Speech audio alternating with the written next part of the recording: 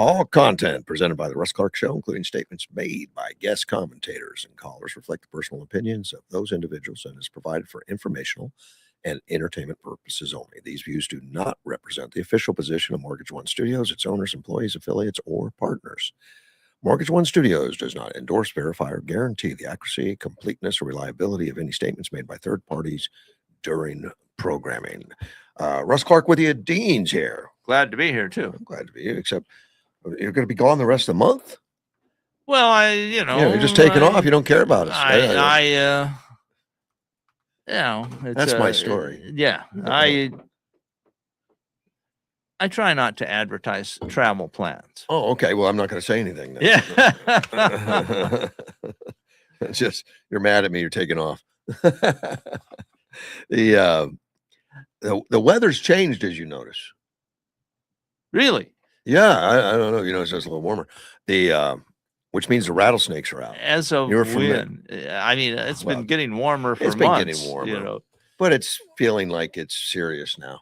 I have noticed that the mornings are warmer because that's when I exercise. Yeah. So I go out and exercise, and it'll be 80. Yeah. In the morning. That's where I start noticing, like, well, it's serious. Right. It's serious. We're getting it. But it's not terrible. I much prefer 80 in the morning instead of 40 below zero. 112 today, though, is a high. And that's right where we expect it to be in July. Yeah. Got 114 tomorrow, 113 Thursday. Then it gets all the way down to 109. It's a good time to, take a trip. It's big. Yeah, it is. So we don't talk about travel, but it's just normal summer. It is. That's normal Yuma. Yeah. But I grew up in cold country up in northern Wisconsin, which is as cold as a good chunk of Alaska, and I'll take Yuma. I just prefer even 80 in the morning. Still, there's plenty of time to do some stuff outside if you want to. Yes. And it's not fun. Well, you can have fun at 40 below zero, but it takes a lot of preparation, special clothing. Yeah. You have to plan things. And the right attitude. I remember hunting squirrels at 30 below zero, and it's an interesting memory, but you had to have, and I had snowshoes, and I had, it was actual interesting stuff. You have a snowmobile and all that too? You get the later, power? Yeah. Later we had snowmobiles. I had friends next, I was a military brat my whole life, so I lived in military people. Yeah, and you were in like North Dakota. Yeah, one time. Cold. That's cold country. And before my dad graduated, before he retired, we were in Dover, Delaware. And of course we had neighbors. We lived off base, but we had neighbors that were also military. And one of them was from Michigan, right next door, a good childhood friend, Michael Hodak. And the Hodak family was Michigan. And they go back and visit. And I remember Mr. Hodak saying he can't wait to retire. He's going to move back to Michigan where people live. Like they have real 4 seasons. You don't have you don't have 4 seasons in Delaware. Delaware is pretty mild climate, right on the coast. Well, that's the reason the C5 base went there. They want to go as far south as they could and have a mild climate. Didn't have to worry about snow removal and all that stuff. The C5s. Okay. And that's why they picked Dover. But so he did. He moved. I mean, I remember they moved. And it's went to also Michigan. Far enough north, you don't get much in the way of hurricanes. No, we don't. But a few years later, Mr. Hodak family moved back. I guess they decided that not having complete seasons is okay. Yeah. Well, we have seasons here. Yeah. We have a dry season. We have a hot season. We have a snowbird season. Yeah, that's right. I like to say that Yuma summer is like Wisconsin, or Yuma winter is like Wisconsin summer.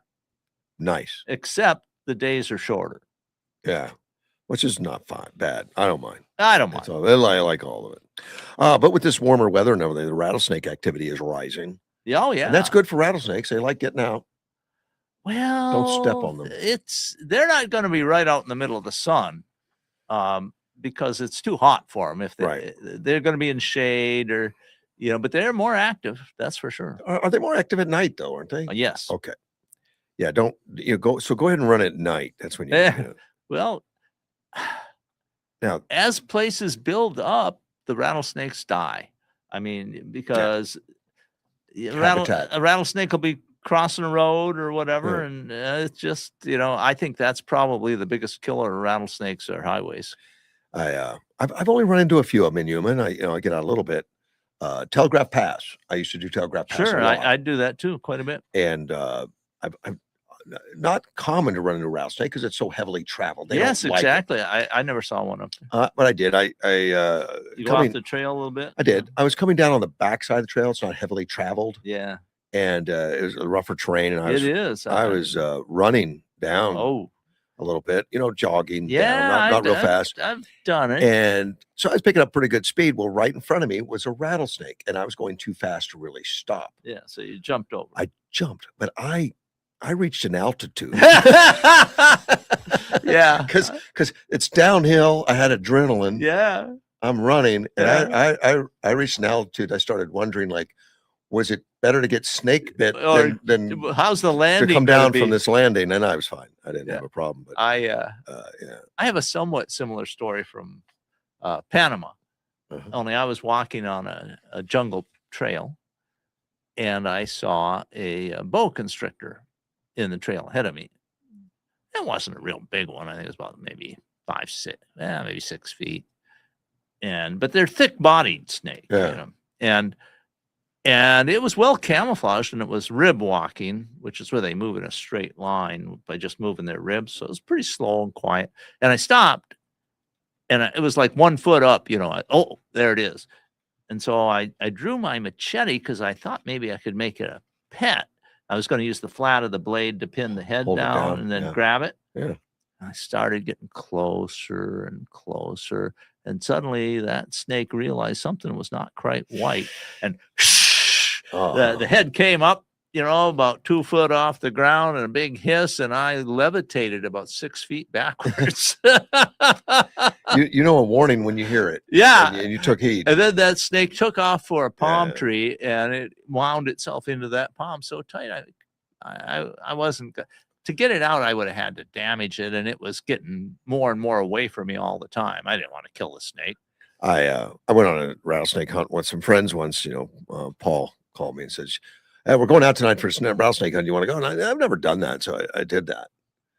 And they were hiding. It was night. It was evening. They were Probably under bushes mostly. yeah, exactly. And they didn't want to be found. Yeah, right. They were mean, hissing and stuff.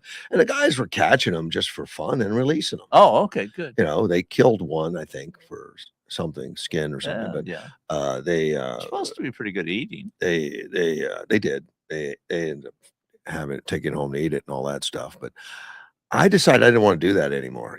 Especially when I started looking at if you get bit. Now I wasn't actively trying to catch one, Right. But I was amongst those. Sure. There were snakes all around, and there was a lot of them. I didn't realize how many there were. And it was just off the road on the way to YPG there, kind of where they built that new bridge or that okay area. Out in that area, underneath those railroad tracks, just nearby. Near the Gila River. Yeah, and the guys knew where to look. Knew the habitat. Yeah, well, they obviously were experienced. And I saw these sidewinders running around, and they were pointing them out. And I'm like, I'm not liking the outdoors so much now. Did you see any scorpions? Yes, yeah, we saw a few of those. They show up in, I guess, in ultraviolet light really well. And we have a really good one now. I've had some cheap ultraviolet lights, that are okay and all that. But we use ultraviolet light in the shop for air conditioning, because if there's we put a dye inside the system, and so if it leaks, you use this ultraviolet, and it turns green. You can see it real bright. But that I bought an $80 ultraviolet light that was supposed to be a really nice one, and of course. My partner was like, "Well, what are you doing that for?" And we were going to go look for scorpions. He thought I was crazy. Just use one of the ones at the shop. It was only a few dollars. Well, after it was very successful in the scorpion hunt, and then afterwards he tried it on the air conditioner. I never got it back. Well, it was a business expense. Not a business expense after all. Never got that one back. but it helps with the air conditioning.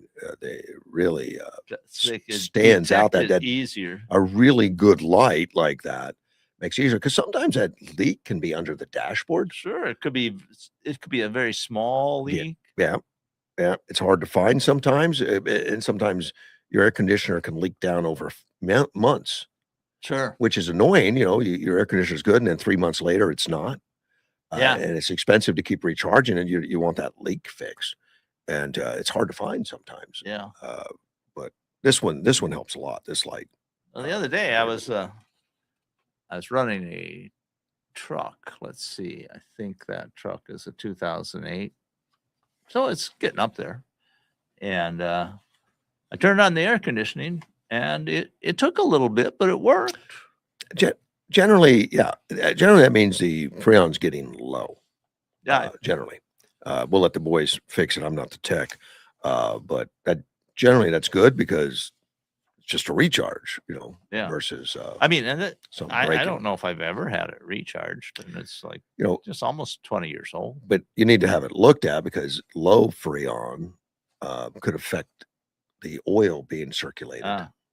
Also, because it's a system circulates oil and lubricants and all that stuff too. You don't really want it to get too low, unless you want to buy a compressor. That's a good point, and I Yeah. probably should do that. This is kind of like a chore truck, Yeah, yeah. where I just Well, if you keep don't want air running. conditioning, you don't have to have it. Well, I appreciate that your off. professional advice. It's hard-earned advice that you've gained through many years of experience. I'm just an observer, but yeah, I enjoy it. In fact, even though I'm not a tech, always curious what's going on. Chris always takes time to go out and show me, unusual things like, I've never seen this before, Russ, come here. And it'll show me where cars have gone wrong.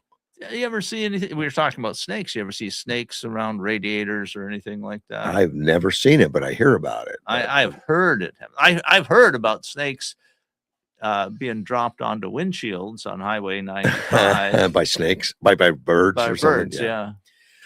Red-tailed hawk or something will grab a snake and it'll be just a little too heavy and a little too squirmy, and then it drops it. Rats will get up underneath in a car. Oh yeah, and they'll start eating wires and stuff. That's not pleasant. I would, how to put this? Someone I know, okay, had a car destroyed, by rats because they just would not run the car, and the rats got in there and they just. It would cost more to fix the car than the car was worth. Yeah, they can tear up all the wire, and tracing that and find that is just a mess. It can. And since I brought up snakes, because this article comes out of Tucson. It says the monsoon is triggering a surge in rattlesnake activity, which I found odd. And we're getting increased snake calls. And this is Jeff Carver, he's a co-owner of Arizona Animal Experts. And he says, rain draws out rattlesnakes. He says, while snakes get most of their moisture from prey, fresh rain pools are an additional draw. They like to have the water. It helps them with everything from bodily functions to shedding. Yeah, it makes So sense. they like rolling around. Well, everything starts growing faster and better when we get rain in the desert. More prey.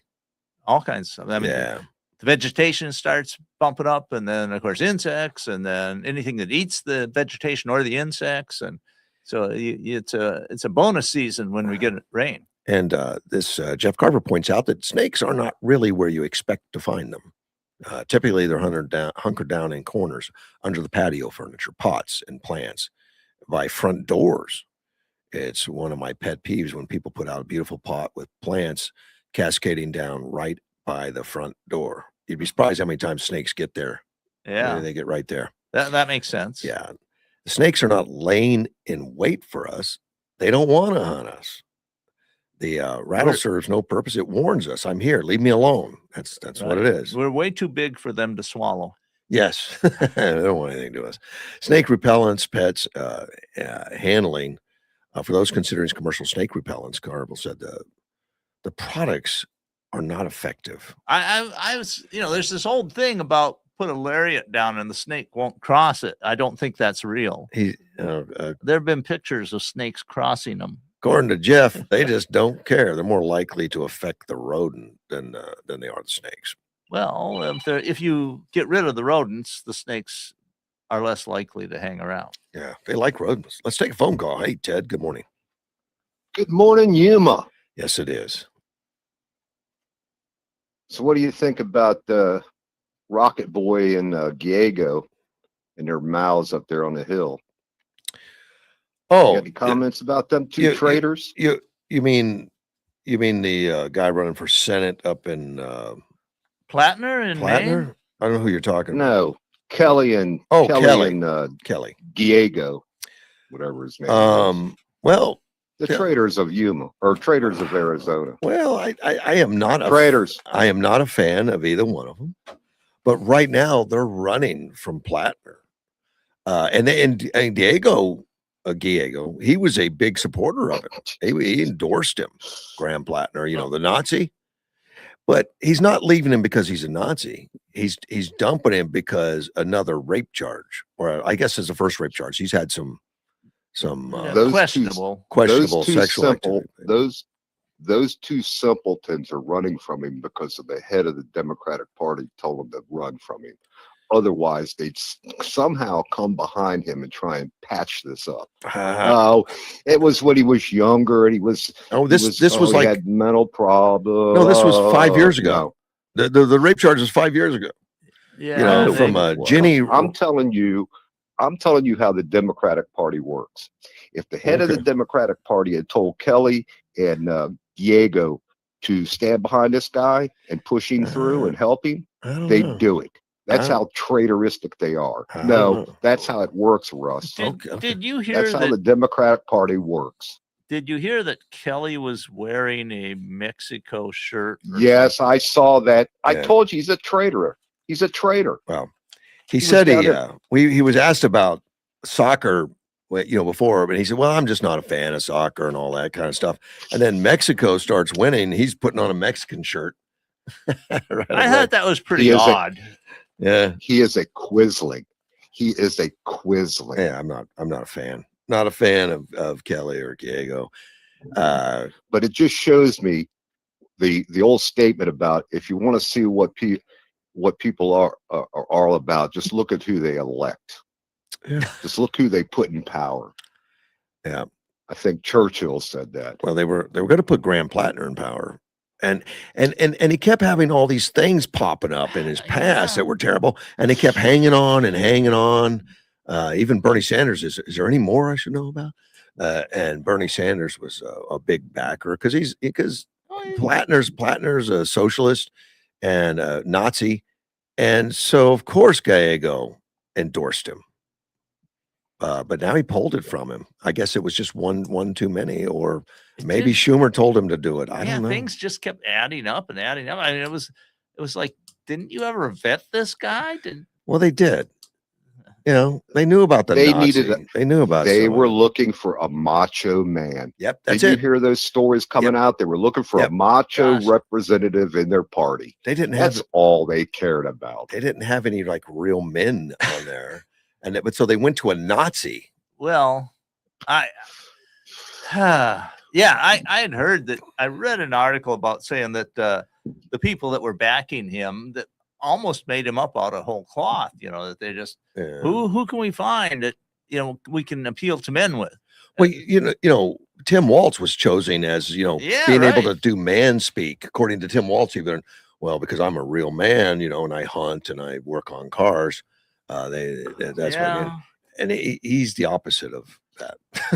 He's crazy. He's not a good choice. I had read they are liars. They are liars, and they are quislings to this country. Period. Call them what they are. Oh, okay. Like, no, you do it. You do it for me. I appreciate That's just that. my opinion. That's just my that. opinion. Yeah, my opinion. But the Graham story's really falling apart now. It's over. It's additive. It's just more and more and more. Yeah. And then this comes through after he wins the primary. Yeah, you're too wild for Gallego to back you. It's time to go away. Oof. Yeah. Hey, they got Plattner and Mr. Pelosi, the drunk driver, or whatever. Oh, that was nasty. That was the husband of Nancy. Yeah. I'm gonna kick him while he's down because him and her are just despicable American. He's already citizens. married to Nancy, and you want to kick him? What's wrong with you? Oh man? wow. Have some grace, buddy. I mean, yeah, it makes you wonder. I mean, I don't know. Maybe Nancy is really nice to her husband. I don't know. She is I a don't blood. Go back and look at some of her original campaign speeches and stuff when she was coming in and go. She is a cutthroat. She knows exactly how to work the politics. She's a very effective politician. Yeah, and she's amassed a huge fortune. She and her husband, enormous fortune. Yeah. If I was Doug or her husband, I would come in the house every night with a security guard protecting me from her. Yeah. Okay. Yeah, it takes all kinds, I guess. Yeah, but the Democrat Party, love and hate, is filled with just people that it's just terrible. It's like a bar scene at Star Wars. It's Elizabeth Warren, get me a beer. Elizabeth Warren, I'm gonna get me a beer. I really think of what Rush Limbaugh said about the whole spirit of it is how can we fool them today? Yeah. That's right. And you got smoke and mirrors. Representative. It's like this Big Ten thing they've got going on. Yeah, now it's a Big Ten. What are they?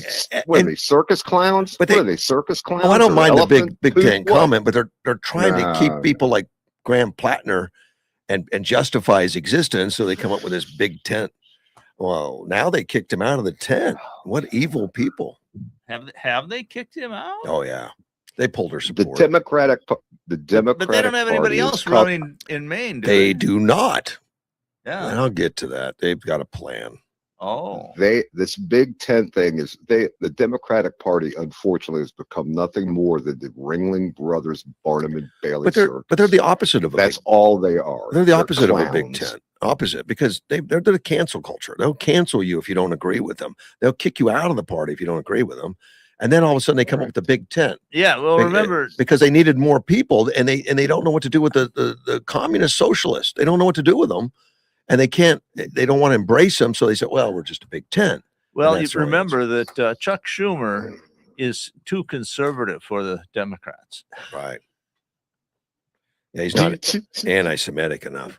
Yeah, right. That's a big thing. Well, how could he? He's Jewish. But he's anti. His heritage is Jewishish. They all are. Even what were the Quislings during the Second World War? What were they?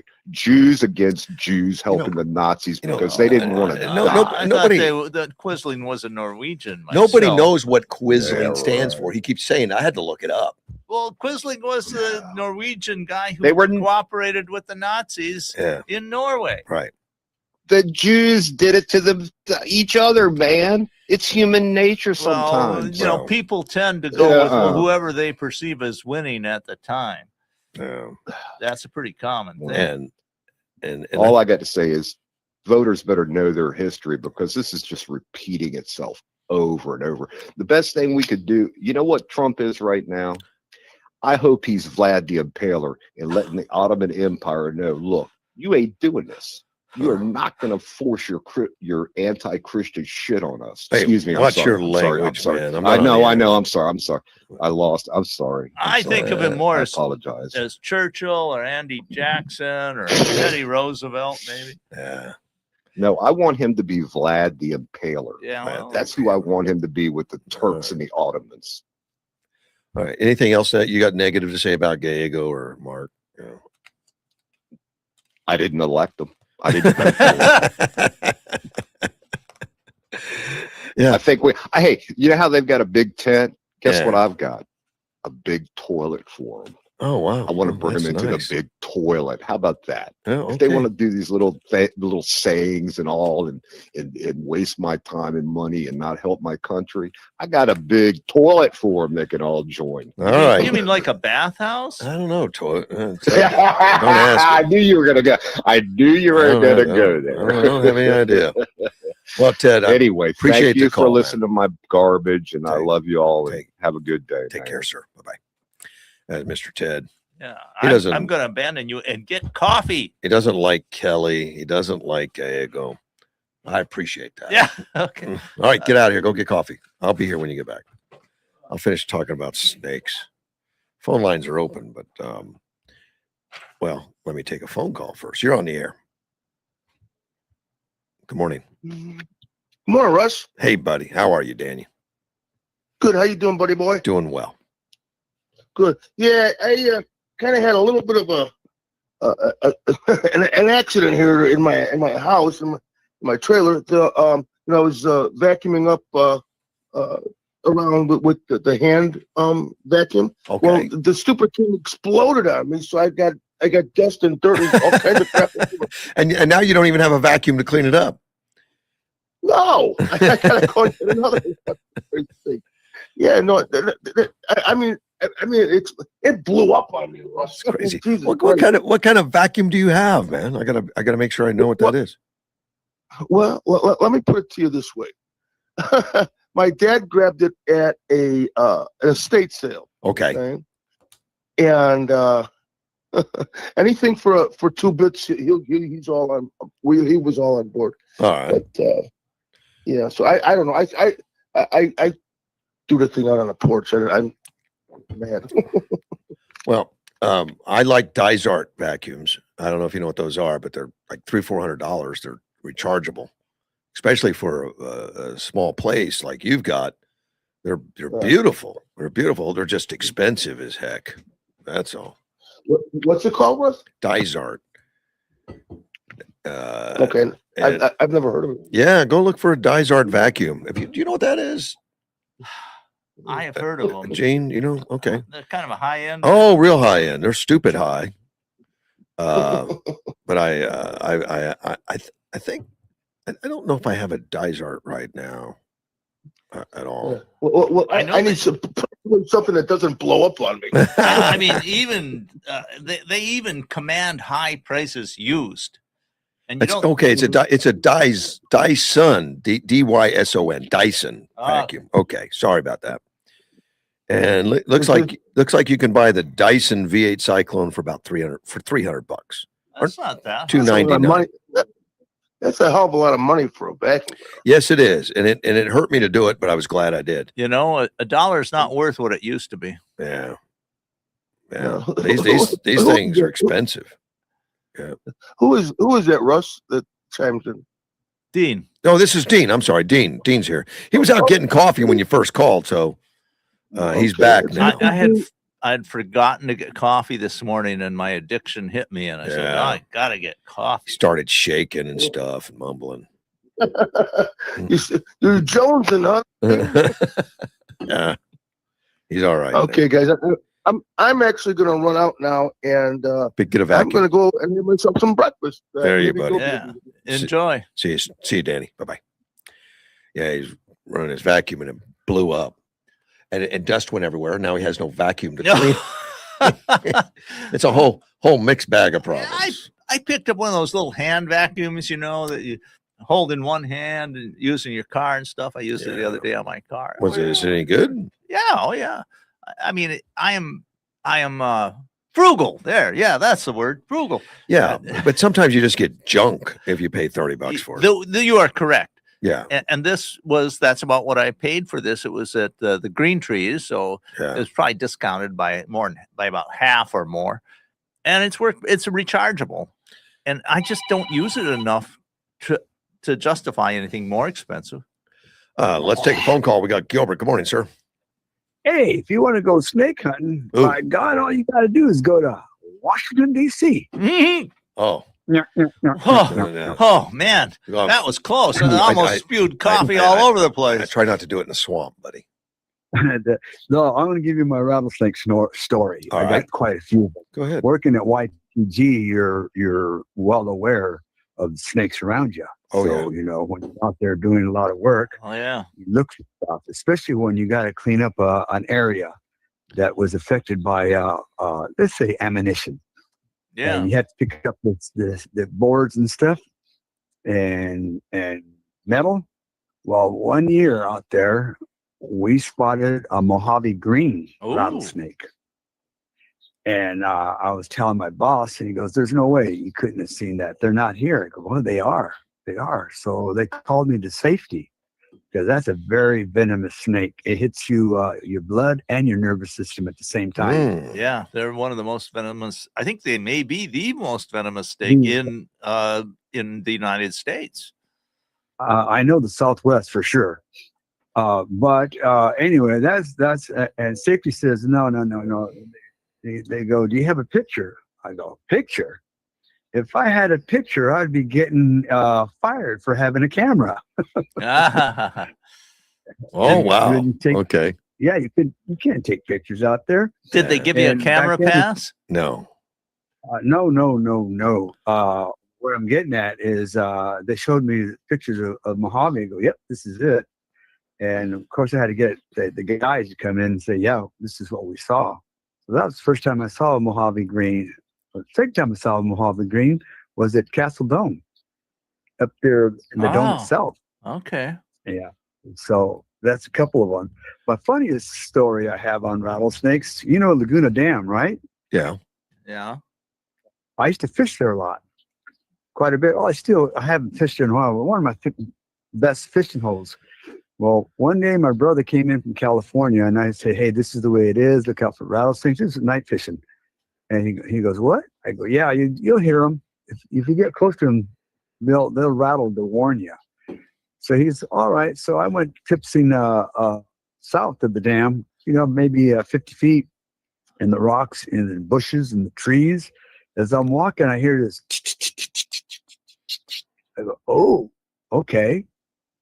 So I just walk backwards and get out of there. As I'm walking backwards, I hear a. I go, oh, crap. And I decided, well, maybe I'll walk up the rocks and get out of here. Wow, man. I go, crap. You were in a bad neighborhood. So Yeah.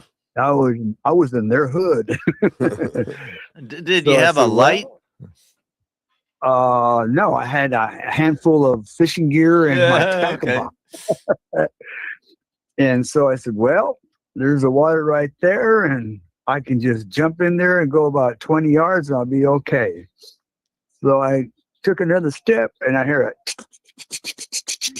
Wow. So they made the choice for me. I jumped in the water and floated down about 50 feet and got out. You didn't find any water moccasins, I guess. No, but rattlesnakes do swim. They do. Yeah, they they do. do. And they Okay. climb trees too. Yeah. Yes, and cactus. Oh, yeah. Well, you were smart Yep. not to play with them. Yeah, they don't like that. Oh, They no, want to be not left at night. alone. And not at night. I've played with them before, but not at night. And, on YPG, when you see one, the only one you don't mess with, you really don't mess with, is a sidewinder. Sidewinders do not like to play. They don't like you to poke at them or anything. They'll attack you. Just stay away from Sidewinder them. will attack Okay. And they're Yeah. fast. you very fast. And the only way you're going to shoot a sidewinder if you have a shotgun or bird shot. Yeah. You're not going to shoot them with 22 or 44 or 38 unless you're very good. Or Well, lucky. they're a But, small target. They're not a they're big very- snake Nope. generally. No, they're not, but they can sure hurt you. Oh, yeah. Yeah. And Yeah. I have heard that the smaller ones, the younger ones, have not learned to control their venom, and so they're yeah. they're dangerous too. Yeah, the venom just spurts in. And we've had 5 rattlesnakes in our backyard. We've called rural metro. We won't kill them. They were here long before us. So we'll just call rural metro. They'll come by and pick them up. And they do hide underneath our bougainvilleas and our oleanders. But I have them trimmed up. I have them trimmed up But- so we can see. But you've been around long enough. You look for them before you reach your hands in. Oh, yeah. Yeah. They- Yeah. You probe before you put your hands in there. They are very well camouflaged. Yeah. And Oh, yeah. you can step right over one that's in the desert and never see it. Because a little bit of gravel, a little bit of sand. I had that happen to Mhm. me once out at YPG, and you had once. I stepped over it, but it was coiled up completely. It was kind of a cool morning, so it wasn't. It Yep. was sluggish, And Yep. and I looked, and if it hadn't been that pattern, that spiral circular pattern, I would never have recognized it as a snake. And it was extremely well camouflaged. So you got to be really careful. You always have to, and if you're climbing rocks or anything like that, don't put your hands above your head. No. You got to be able to Mhm. see where you're putting your hands so that you don't grab a snake by accident. Yeah. Yeah. Well, you know where the salvage yard was at, right, Ted? In KFR?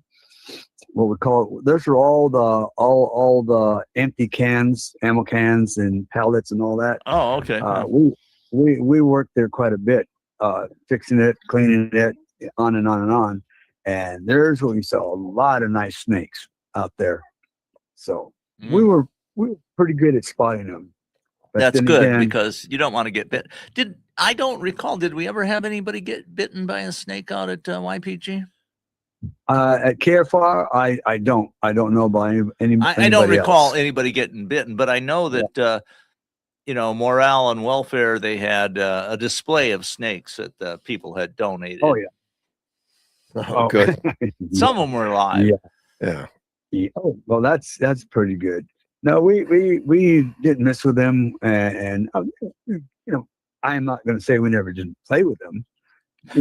We're very cautious, but yeah, they're out here. But watch out for Mojave Green because that's the one you don't want to be bitten. Oh by. yeah, Yeah. that's Appreciate the call, my friend. Tens of $1,000s to get the venom for a Mojave. It's you get bit. none of it's cheap. Take care. Thanks. Okay. Bye-bye. Bye. In fact, I looked it up, and I've talked about this in years past. According to my artificial intelligence, treating a venomous snake bite in the U.S. typically ranges from $20,000 to over $100,000. Severe cases exceeding $200,000. wow. The anti-venom, according to this now, it says it runs $2,500 to $15,000 per vial, and patients may require just a few or up to 40 vials. Yeah. Wow. I know that there are people who milk snakes Yeah. for the venom Right. so that other people can make anti-venom. They use the venom to create anti-venom, is what I understand. Maybe they give small doses to an animal or something so it develops anti-venom. I forget how it works exactly. I don't know exactly, but I know it's very expensive and it's got a shelf life, so it doesn't last long. You've got to use it. It's alive, and when I read that, how much it cost to get treatment, and I of course don't want to look for them anymore. Oh, I you don't still wanna want do to look for them to Well, make sure you don't encounter them unexpectedly, I meant go out but and you hunt don't them. deliberately go out and to Yeah. encounter them. I don't want to do that. No, Well, because you could end up with an ambulance rides or Oh. helicopter rides, stays in ICU, all that kind of stuff. Yeah, there was, and we do have people, not very often, but once in every long while, somebody dies from snake bite in Arizona. There's not that many a year. Last time I looked at it, it was like 8 a year or That something many? like I that. thought it was a little less, but yeah. But I recall one guy was, I think he was kayaking on the Gila when in flood stage, and he stepped out onto a sandbar, and the sandbar was just loaded with snakes that were, escaping the water, and he didn't notice them or whatever, and he got bit multiple times. And I heard I don't know if he. Okay, I was a little high. Usually 0 to 1 person dying statewide. That's what I thought. That's around there. But about 200 to 350 venomous snake bites are reported. Oh yeah, each year, because most are not fatal. We have treatment, and just because a lot of them are dry bites. A lot of times, I was going to say, just because you get bit doesn't mean they inject a bunch of venom either. Yeah, but that's a lot of bites already. I mean, 200 to 350. People do really stupid things with snakes. I mean, I was in Australia, and they have some very poisonous snakes there, and a guy encountered one in his backyard, and I think there was a dog involved. And anyway, and I also think he was ingesting some alcohol, and he grabbed this snake just around the middle, and it bit him, and he died. Oh. I mean, that's just not smart. I must have been thinking about the whole United States. Yeah, only 5 to 10 in the whole United States die every year, but there's 7,000 to 8,000 people that are bitten by venomous snakes each year, but only 5 to 10 die because of the anti-venom and all that Partly stuff. because the anti-venom and dry bites and a whole bunch of other stuff. Well, if you've ever gone to the Prison Hill Cemetery right here, there's like 100 people buried at Prison Hill.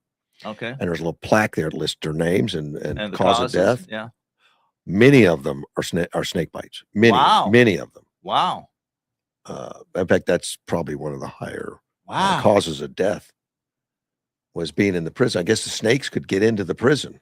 Well, or maybe did they send out any work details from the I prison? don't know. I would imagine. Or was it a convenient thing to? Well, yeah, you could put a Look snake in around. a cell with somebody you didn't like. You mean? Well, no, I'm thinking more like person died and under more suspicious circumstances. listed as a snake bite. And yeah. I have no idea. I've never heard, but you go over there and look at the plaque. I mean, I'm cynical, and so I snake bites wonder about a that. big deal. I'm like, wow. I mean, I wouldn't think there'd be very many snakes inside the prison. Apparently, they said that they got in, but remember, it was probably out in the wilderness at one time. Oh, yeah. It wasn't in town. Oh, absolutely. So- It was, and you know, Yuma has grown enormously just in the 30 years I've been here. Yeah. And it was growing fast before then. It was a real small town in 1930. This article that I was talking about snakes, it said, be careful of animals. Most dog bites are on the face and the head. A big part of the snake training for dogs is to train them for that sense so they can avoid that. Now, a lot of dogs I've seen will start alerting to the danger and get into a snake's face and start barking at it. And of course, they get bit doing that. Well, yes. I mean, and dog doesn't differentiate necessarily between a poisonous and a non-poisonous snake. Yeah. Now, the normal person that gets snake bit is usually male and usually 16 to 25. Okay. Yeah, that's a dangerous period. That's Yeah, but once you get older, you start getting smarter, like Gilbert. I think he knows how to so, stay away. yeah. Maybe as a kid, he would have got bit. Maybe. I mean, those young males tend to be adventuresome, tend to be seeking adrenaline and impressing their friends and building status and everything else. And so they take a lot of more chances. And according to this article, generally it's after they make some statement like, hold my beer. Yeah. Watch me grab this snake. Yeah. Watch this, Vern. Yeah. Yeah. Well, yes, that's it. What was I talking about? The case in Australia that happened. Yeah, well, I think it was about 40, 50 miles away from where I was at the time. Oh, according to my fact checker, who I haven't heard from, good to hear from him. I haven't heard from him in a couple of days, really. CNN and Bloomberg had stories that they were happy that the U.S. men's soccer team lost. Explanation is that they were backed by Trump. Now, it just gets to the point of ridiculous. It's Dean? absolutely It's just bizarre. Terrible. Yeah. Let's destroy the country because President Trump is in charge. Wow. MS Now, which used to be MSNBC, MS Now, had somebody on there. They're not saying the station did this, but somebody on that station put out there that they purposely threw the game in order to prove that they don't support the racists in the Oval Office. What a bunch. I know, it's just crap. I mean, how can they say this stuff? They kiss their it's- kids with that mouth. It's really That's terrible. bizarre. It is so weird. I mean, it's the hate is just oozing from them so much, and they just look for stuff to hate them over. They make it up. Yeah, They make it up. It's so much different than what I've seen when the Republican Party was not in power. People were fearful. They were concerned. They were not happy about it, but they didn't hate everybody. No, this is an evil party. And I'm not It's talking about everybody that's it's a really Democrat. become that way. I mean, Yeah. and I think the many people who say, I didn't leave the Democrats, they left me. Yeah. Fetterman sort of portrays that, he's sort of kind of normal. But they all kind of held their nose and supported Graham Plattner, the Nazi, even though he's horrible. If you've heard him speak and when he does, except that he's a communist like the rest of them, or a fascist, he's a Nazi, but they held their nose because he's part of us. We'll do it. And they just finally said, not anymore. It got so bad, even they couldn't support him. Yeah. I kind of surprised. I thought they would stick with him. I mean, They you went know, that far. What's an Yeah. extra month? I mean, you know, I was expecting more like, well, you know, everybody lies about sex. Right. You know. Right. I didn't know that, but okay. Well, I heard some people say that back when President Clinton was. Yeah, in that's right. office. Remember the human doctor, Efren Fazil? He's out there at the family, bio family clinic out in the foothills. He's being held on $50 million bond, or released. You know, $50 million. $50 million for Medicaid fraud, and he's there. He's asking to get out. He's 54 years old. He's asking to get out. You know, reduce it cheaper. Yeah, I mean, it's not easy to come up with 50 million. No, that's kind of like a Donald Trump thing. You know, 50 million. That starts putting it to the point where, Yeah, you know, I've heard of a couple million, and people have But managed 50 to million. come up with it, especially if they had connections. his defense attorney, Jeremy Caldridge, said, you know, he saves lives. So he's looking at this here. He's not looking to be a dangerous society. I'm arguing that he's opposite. He's a physician. He helps people. He saves lives. He's no danger to the community. He spent years caring for patients, all that stuff. And the judge says, not having it. See, He's a significant risk. He's got overseas assets, international connections, and his fraud, I guess, I don't know how big it is. It's got to be something big. I don't know. what I they're don't accusing him of. know. I don't know anything about this case, but I do know I've had doctors, friends of mine, tell me that you cannot practice medicine in the U.S. without committing felonies. Well, and that's a stretch probably, but yeah, Eh, it's a difficult system to get it right. I mean, the rules are such it's that very easy to make Yeah. errors, and It the is. errors are all considered to be felonies. I don't know anything about this case, yeah. so I Well, want to say he's that. charged with fraudulent schemes, illegal control of an enterprise, theft, conspiracy, and drug-related charges. I don't think his. I think his were massive enough to get 50 million. Probably. I mean, They confiscated his property out in the Welton area, and it was like 160 acres, and they put signs on it that you do not enter, no trespassing. 160 acres. Yeah, I don't know. I mean, that can be extremely valuable, or it can be just ordinary. So It's just ordinary stuff, but he was building some stuff on there, some like data centers for hospitals or something. Okay. Well, I don't know what he was doing, but don't know enough about the case. Maybe we'll find out. Yeah, but it was interesting to hear. It went for the judge, and the judge says, "Nope, you're not getting out."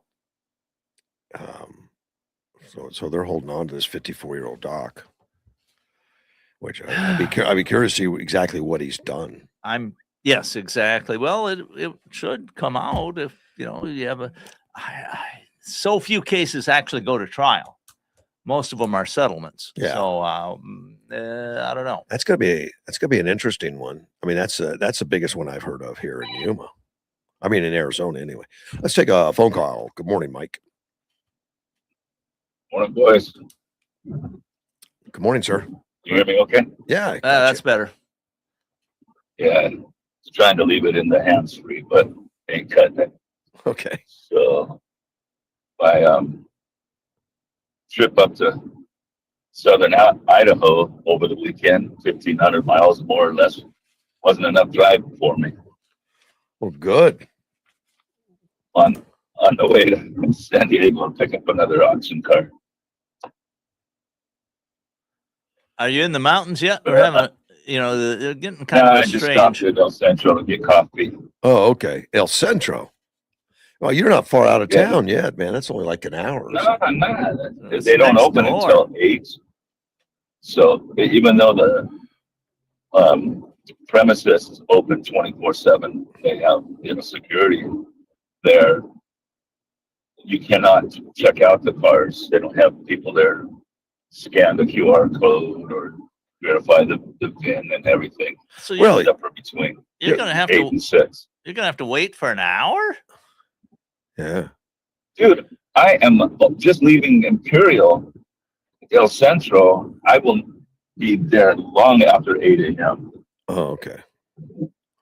But hopefully turn around and get back to the lot and start selling cars for the day by 11ish. Oh, so you're not going to Idaho right now. You're going to pick up some parts. No, that was the weekend. I told you about my trip Yeah. yesterday. Right. I right. thought you said You you were might- going to You San might not have Diego. heard. Yeah. San Diego's right. Yeah, I'm just making a quick trip to San Diego because the Idaho trip wasn't enough mileage for my Highlander. Yeah. You need to put more miles on that thing. So you're going over there to get a $10 part or something? No, I'm sure enjoying it though. I was able to fit me and my daughter up front in the bucket seats, and then the middle row was my two sisters and niece while we're out driving around and touring Logan over to Bear Lake. All right. It's really nice. It still had the third row seat for Lauren's little bed, and behind that a luggage area, in the far back. So Well, you got more room than you need, buddy. I definitely do, and I can start doing Uber again if I wanted. It's 8 passenger total, driver and 7 passengers. But I don't have that's not that. my thing. I don't have that many friends. I don't need that much. Well, you got I don't either, grandkids.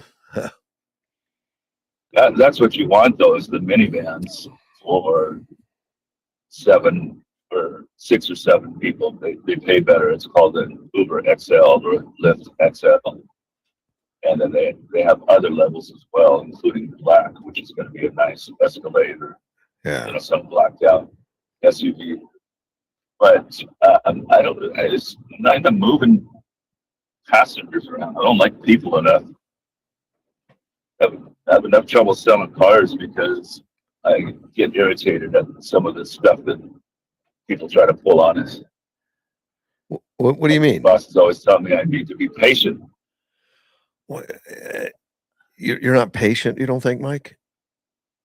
Yeah, it depends. I can be impatient if someone's being stupid.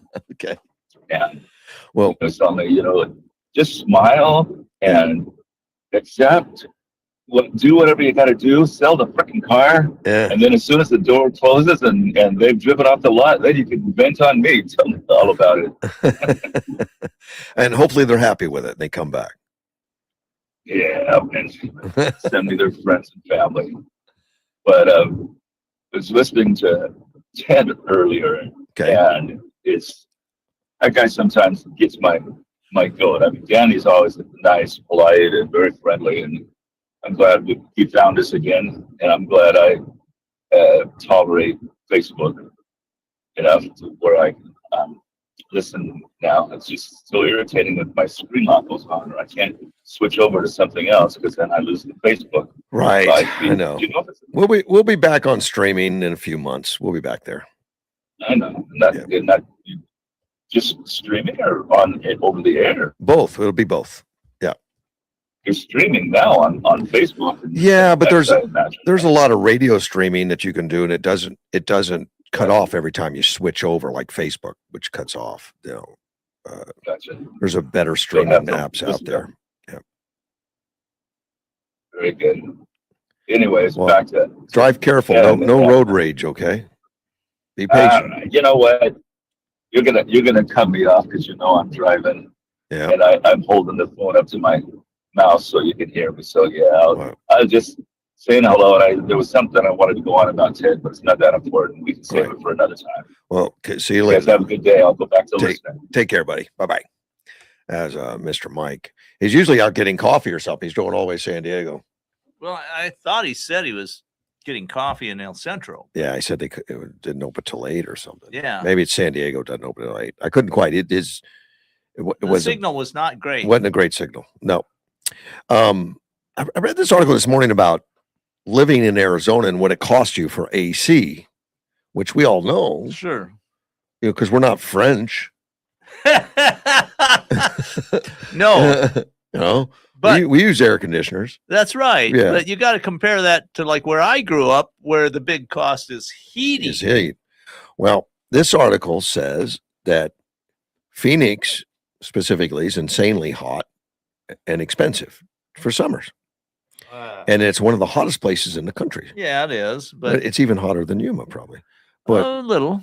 But it says that Arizonans will pay the most in electric bills than any other state in the country, according to data from the National Energy Assistance Directors Association.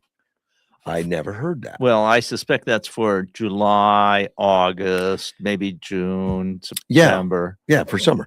But But compare that to what you pay for heating in Yeah, New York. I'll right. bet you it's higher. some of those are. I mean, I've lived in I mean, colder. energy cost in New York is way high. It says Arizonans will pay an estimated $1,060 for electric between June and September. That's all? Well, That's not that Sounds- much. well, That's for 4 months. yeah. I mean, and the most expensive months of the year. So they're talking like, between $200 and $300 a month. Right. I know. I mean, I've I've paid talked to more than that before. I've talked to people who pay twice that for heating bills in Yeah, Wisconsin. Yeah. We're just talking summer, but I never heard it listed as the highest. That's that I find that very unlikely. It may be the highest at those months. I could believe that. The next month, the next state, and you'll never guess this one. What state do you think is the number 2, according to the National Energy Assistance Directors Association, California. for high electric? No, Connecticut. Connecticut. How could Connecticut be there? Well, because they probably are very green. That's what I'm thinking. Well, they must have high rates or something. That's exactly what I'm thinking. They're very high rates, but Connecticut it's right on the coast. It's Yeah. very moderate temperatures. They come in at 994 average for those 4 months, and we're at 1,060 average. And maybe they have See, much. they're only looking at those 4 months. Yeah, I know. I call that line with statistics. And they state it's only those 4 months. Yeah. But the not the total cost. But Connecticut must have all big houses or something. Maybe I'll bet their electric rates are really high. probably it's got to be something out there. Our electricity rates here in Arizona are not too bad. They're like 12, 13 cents. I took notice that they said we have insanely hot summers. Insanely. Insanely. Yeah, I don't think so. They're just hot. I think they're. I don't know if I'd go insane. I think they were talking about Ted.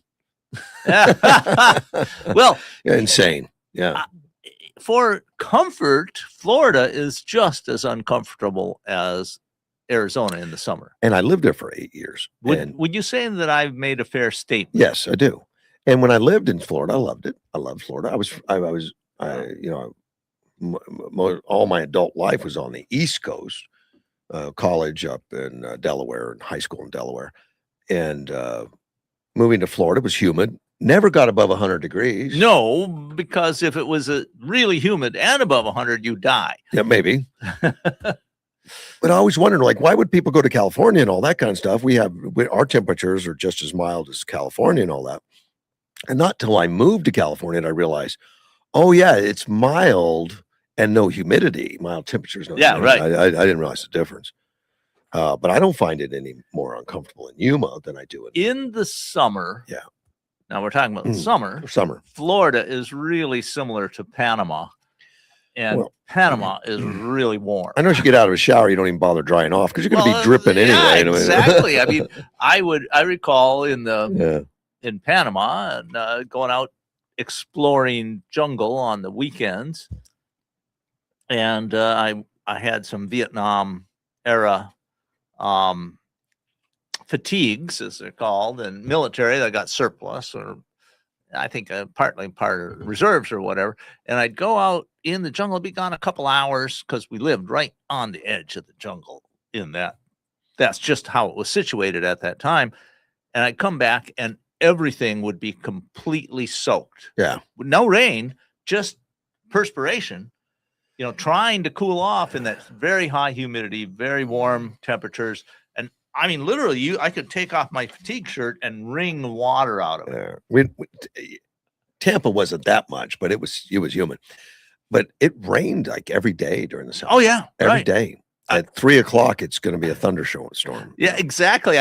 I feel like as a meteorologist, I said something. My daughter recently had a vacation. They went to Orlando for Disney World. And I said, it's probably going to rain every afternoon. Yeah. And when she got back, she said, yeah, it rained every afternoon. It does. She says, but we were prepared for it. They'd bought special like sandals for the kids that were sort of waterproof, and they had umbrellas and this stuff. And they said it was really great. We just kept going when it was raining. Everybody else took off and we had the place to ourselves almost. Well, and it is great. And at Disney World, all the most of the waiting lines are under shade. You know, they put shade, some kind of shelter or for rain. Yeah. But when it's hot in Disney World, but when it rains, it cools things down for a a bit. second. But yeah, yeah, exactly. But then the humidity picks up. So that rain's hitting that hot asphalt, and it becomes steamy. And I think most people in Yuma realize it, but it isn't just how hot it is; it's also the humidity level, and and it's also how much sun you're getting too. And in Yuma, we really get sun, and so anybody who lives here over a summer realizes that shade is super important. It is. Get a shade tree. You know, if it's anything, if it's 100 degrees and you got shade, it's very comfortable. I find it comfortable anyway. It is. But get out in the sunshine over 100, it can be very warm. You better drink lots of water. You know, I when I ride my bicycle, I'll ride my bicycle when it's 110. It doesn't bother me. But it's as long as you keep moving. and it's electric assist, so my pedal will get me going faster. So there's a breeze. But if I go down on the West Wetlands or something, get under the canopy of the trees, it drops it like 20 degrees. Something. My goodness. Well, also you get what's called what's the name for it? A specific term, a trans evaporation or whatever. But the trees are emitting water from their leaves, and it's just like it's like a form of evaporative cooling. And so under the trees it is definitely cooler. Yeah, it's shady, cooler, and it feels great. You know, get a little chill. Well, if the outside temperature is only 100 under the trees, it probably feels quite comfortable. Yeah, it does. It's great. It's great. I want to expand a little bit on Graham Plattner. Okay. Now, Monday he got accused of a rape allegation, and it was a Jenny Roscott, long-term girlfriend of his. Well, yeah, and she was off and on girlfriend, very, very familiar. And she was seeing Plattner off and on when this inappropriate sexual thing occurred. Yeah, he came and to her house, and when she told him not to, that was interesting, I thought.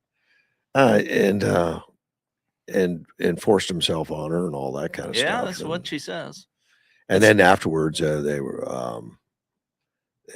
It no longer, it was no longer her choice. You know, she couldn't get out of it, and it was a dictionary definition of rape according to her alleged deal or whatever. Well, she says he was just blindly stupid drunk and no excuse. Yeah, I mean that's a character flaw in itself. So Plattner immediately issued a statement denying the account of what took place. I don't remember.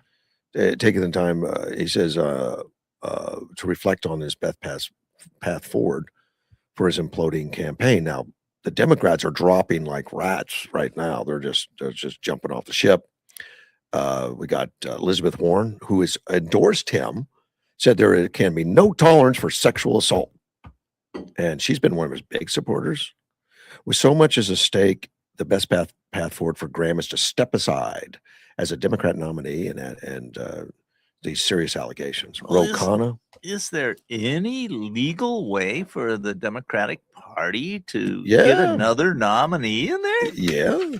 Really? How? It's a state thing. Okay. Yeah, it is by state. It says here under Maine law, Plattner can be replaced on the ballot if he withdraws by 5 p.m. on July 13th. So today's the 7th. That's like a week.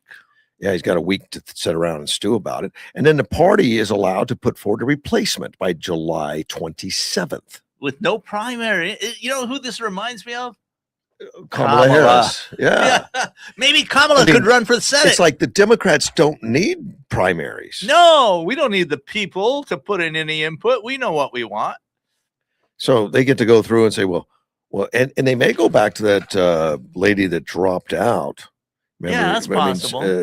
He had a somebody who was contending. Opponent, yeah. And now they're talking about we're just going to plant somebody there. Let's take a phone call. You're on the air. Hey, good morning, Russ and Dean. How we doing today? I'm doing great. Well, Carl, good morning. It's such a beautiful day, It is. and you're talking about people outside when it's hot. Well, 4th of July at Ray Kroc Park, that place is probably over 3/4 full of people in the afternoon. So Cool.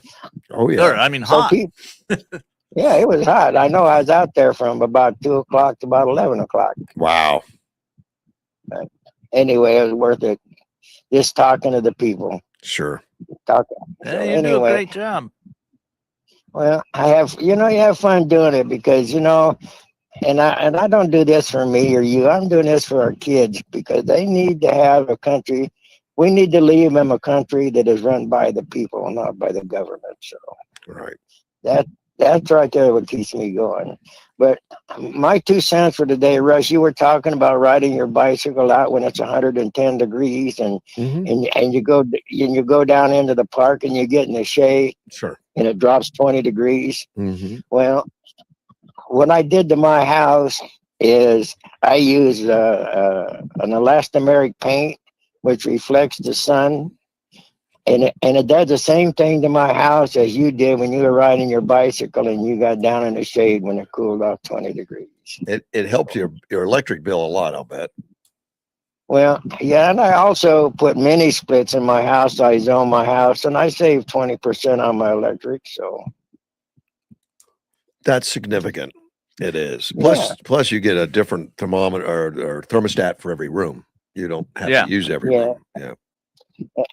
and the other thing that I found out, and my house stays more comfortable doing it that way. Yeah. So anyway, there are a lot of things we can do in Yuma to protect us from the sun.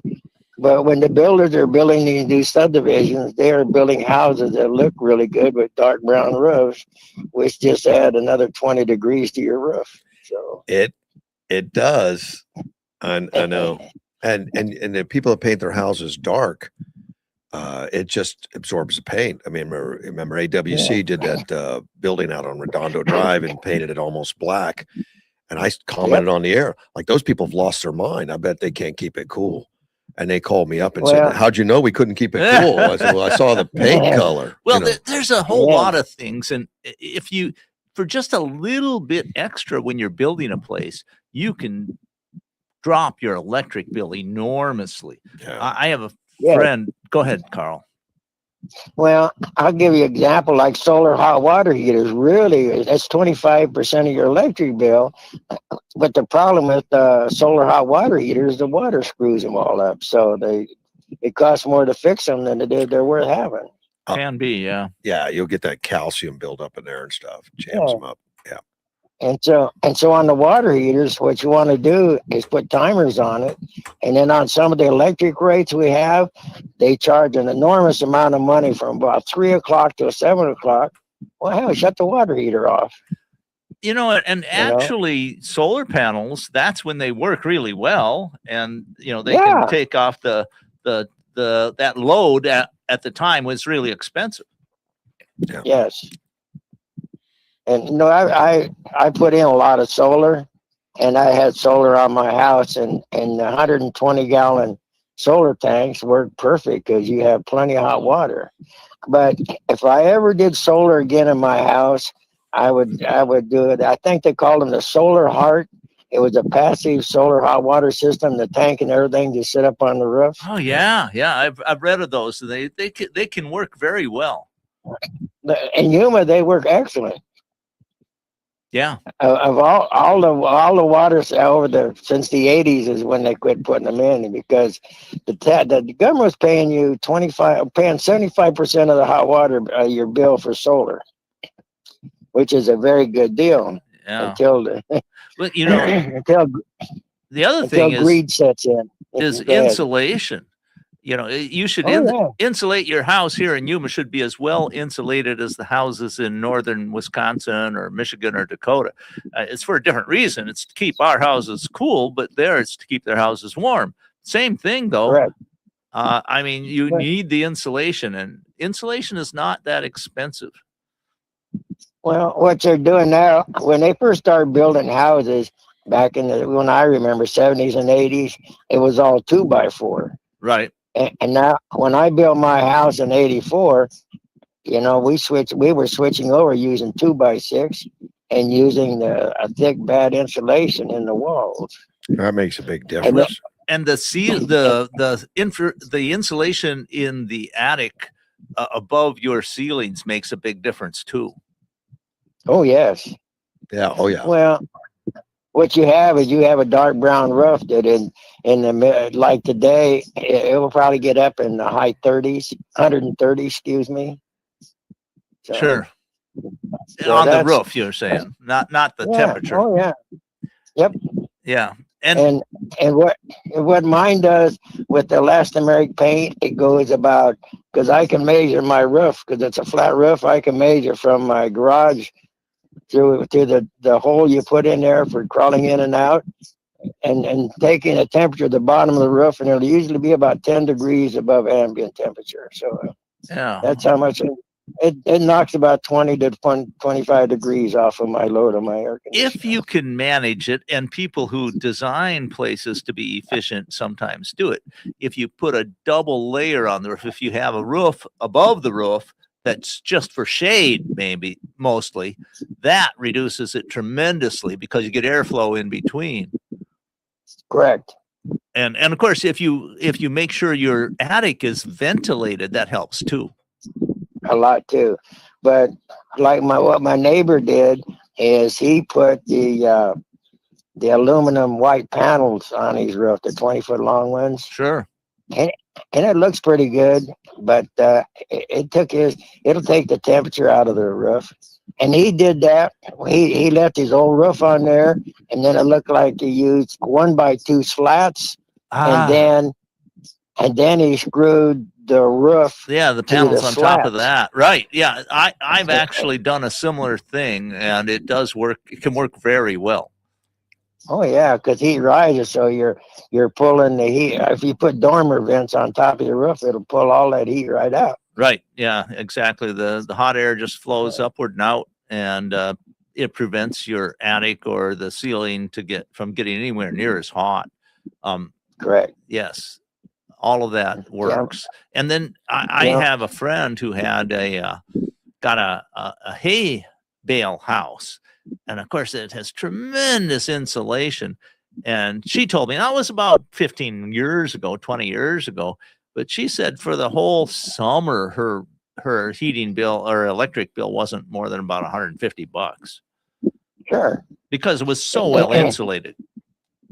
So what you're saying is they use like a straw bale or something like that. Right. Yeah. And then they put there's several different techniques. You can put plaster over it, or you do a framework on the inside, and mostly they cover it with something like a plaster to make it durable. And they work extremely well. So it's an alternate building technique, but if you can get the straw bales for inexpensively, it doesn't cost. It costs probably about the same to build it as a regular. I think the hardest part would be getting your permit. Yeah, probably. But I know this one was in Yuma County, and in the county, I think it might be a little easier than in the city. Yeah. And of course, if you're on agricultural land, well, most of the zoning stuff doesn't apply to agricultural land. Yep. Because it's for agricultural purposes. Well, they put up these big metal shades. Yeah. You just put it under that and you got it made. So it makes a lot of sense. I heard of somebody who bought property. I'm not sure exactly where. And it had one of the military Quonset huts, a pretty good sized Quonset hut on it. And then they just built a residence inside the Quonset hut. Yeah. And of course, the Quonset hut acted as shade and everything else. And then inside they had everything they needed. And of course, the windows are not quite you don't have as many windows, but unless you want to just look at the inside of a Quonset hut. But on one side, you can get windows just fine. Yeah, but well, look at unusual houses. That cement house they built, a dome house out there by the freeway. I Yeah. love that place. It's supposed to be Yeah. good for 100 years or better. It's supposed to be I've strong. heard very good reports about it. It's supposed Yeah. to be a very well done place. There's like 4 families living in there. Yeah, it's big. It's pretty Yeah. good size.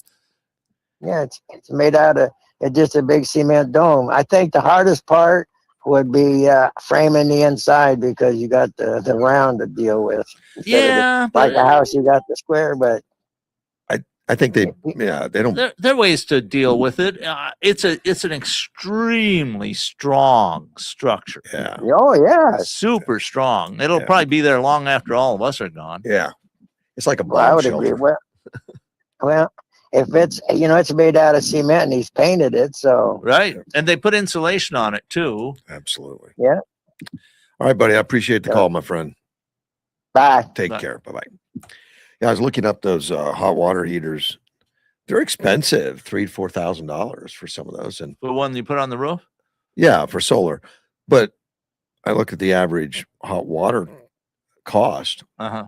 $300 to $400 a year. So that's quite a payback time. That is. It's if it's $3,000 there, you're 10 years. I mean, that's if And then if you're you save every penny. You're not Yeah, going to save every penny. going to have maintenance on that thing. That's right. But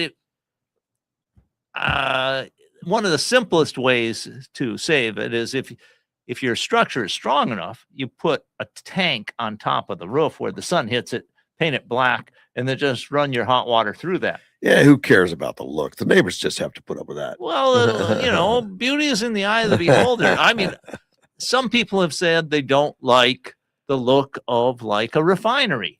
Yeah. I've gone by refineries in Texas many times. I think it's cool. I like them. I like you want the your look. house. Okay. I think, That's yeah, fair. wow, look at that tech. Look at what they're doing there. Wow, it looks like a science fiction episode. On a different subject, a listener sent me an article about a new world speed record for an electric drone. You know, these little electric drones that fly around. Well, gosh, how would you? I mean, how do you determine a record? One with 2-foot wingspan, 4-foot wingspan, 6-foot. What do you? Doesn't matter. I think it matters a lot. The bigger okay. you get, the faster you can go. Possibly, but right now the electric drone, which usually considered something small, not big. Well, some of them get pretty big. What do you but- think the speed record is on one of those? Oh, in miles per hour, Yeah, 320. 434. Well, that's a little off. And they look like bullets, you know. And Yeah, and got a prop in the back, probably. 4. And if you've seen the interceptors that Ukraine's been using, Right, they look that way. exactly like that. That's exactly the design. And I've seen those before. There was a special on some guy that broke the record before, building these, and he built many of them and prototypes and wanted to get the fastest. Well, before this guy got 434, it was 409 by a German firm. Ah, okay. that had So done it. what's- people are fighting this to get the fastest one. What's the range? That's what I'd wonder. Because The range is far enough to get the record. Yeah, that's what I'm saying. I think it's built for one thing. Maybe the range is like a 1 mile or something. Well, and if I were doing it, can I get a little pneumatic push to start with? no, it starts from the ground. I've seen. Oh, it. okay. The Ukrainian ones that they're using in combat, Right. to take down drones, they're like 180 miles an hour, and they start from the ground. And the range is a little longer, but they don't have that much time, like 20, 30 minutes. Is all in Right. the air. I mean, they That's it. probably start within a few miles of the target. Well, the best thing they've done so far is they've been putting them on airplanes, releasing them from airplanes, Right. there beside them. They don't have far to go. Yeah, they're already going at 100 miles an hour or something. So they've got a good speed to start with. We talked about that dock that had the $50 million. Yes. This Faisal, I think. yeah, Faisal. Faisal. Oh, sorry. This listener said, according to AI, so he's put it. Oh, so take it for well. what it's worth. Yeah, exactly. This doctor, and I'd heard this before from rumors of neighbors of his and stuff. He had cartel and international ties, and the prosecutors have highlighted financial ties to Mexican drug cartels and transfer of roughly $1 million to accounts in Dubai and Pakistan. Of course, this is AI information, picked up from court records probably. But I have difficulty with things that I can't validate outside of AI because I've used AI. Get a little bit now. It will lie to me. Yes, but most of your AI stuff will give reference material, and you can look at the reference material. Yes, and you can take a look at it. And when I've checked the references on a lot of it, they were bogus. Oh, I haven't checked. I mean, I see some of it, and some of it's familiar. When I'd say, give me a link. Often I do that right away, and then they give a link, and I go to the link, and it gives a 404, or it's something completely different. Okay. Not all the time. I mean, some of the time. I mean, it's a useful tool. Don't get me wrong. I use it, but you have to be very skeptical. Since we're talking about, I talked about drones and some of the stuff in Ukraine. My fact checker, Edward, has sent me an article about the Ukrainian drones is hitting Russia's largest oil refinery. Yeah, I read about that. And that oil refinery is way inside Russia. I mean, many miles inside Russia. Yeah, I think it's like 300 miles or something from the border. No, from the border of Ukraine, I'm saying. I got the impression it was much. No, it's 1,553 miles from Ukrainian territory, from Ukrainian border. Different one than they've hit several refineries. So. Oh, correct. They've been hitting them for years. Yeah, well, but this picked up the last 2 years. This is the furthest one they've hit. Okay. And it was the largest one in Russia, 1,500 miles with a drone. Yeah. And they they did massive damage to it.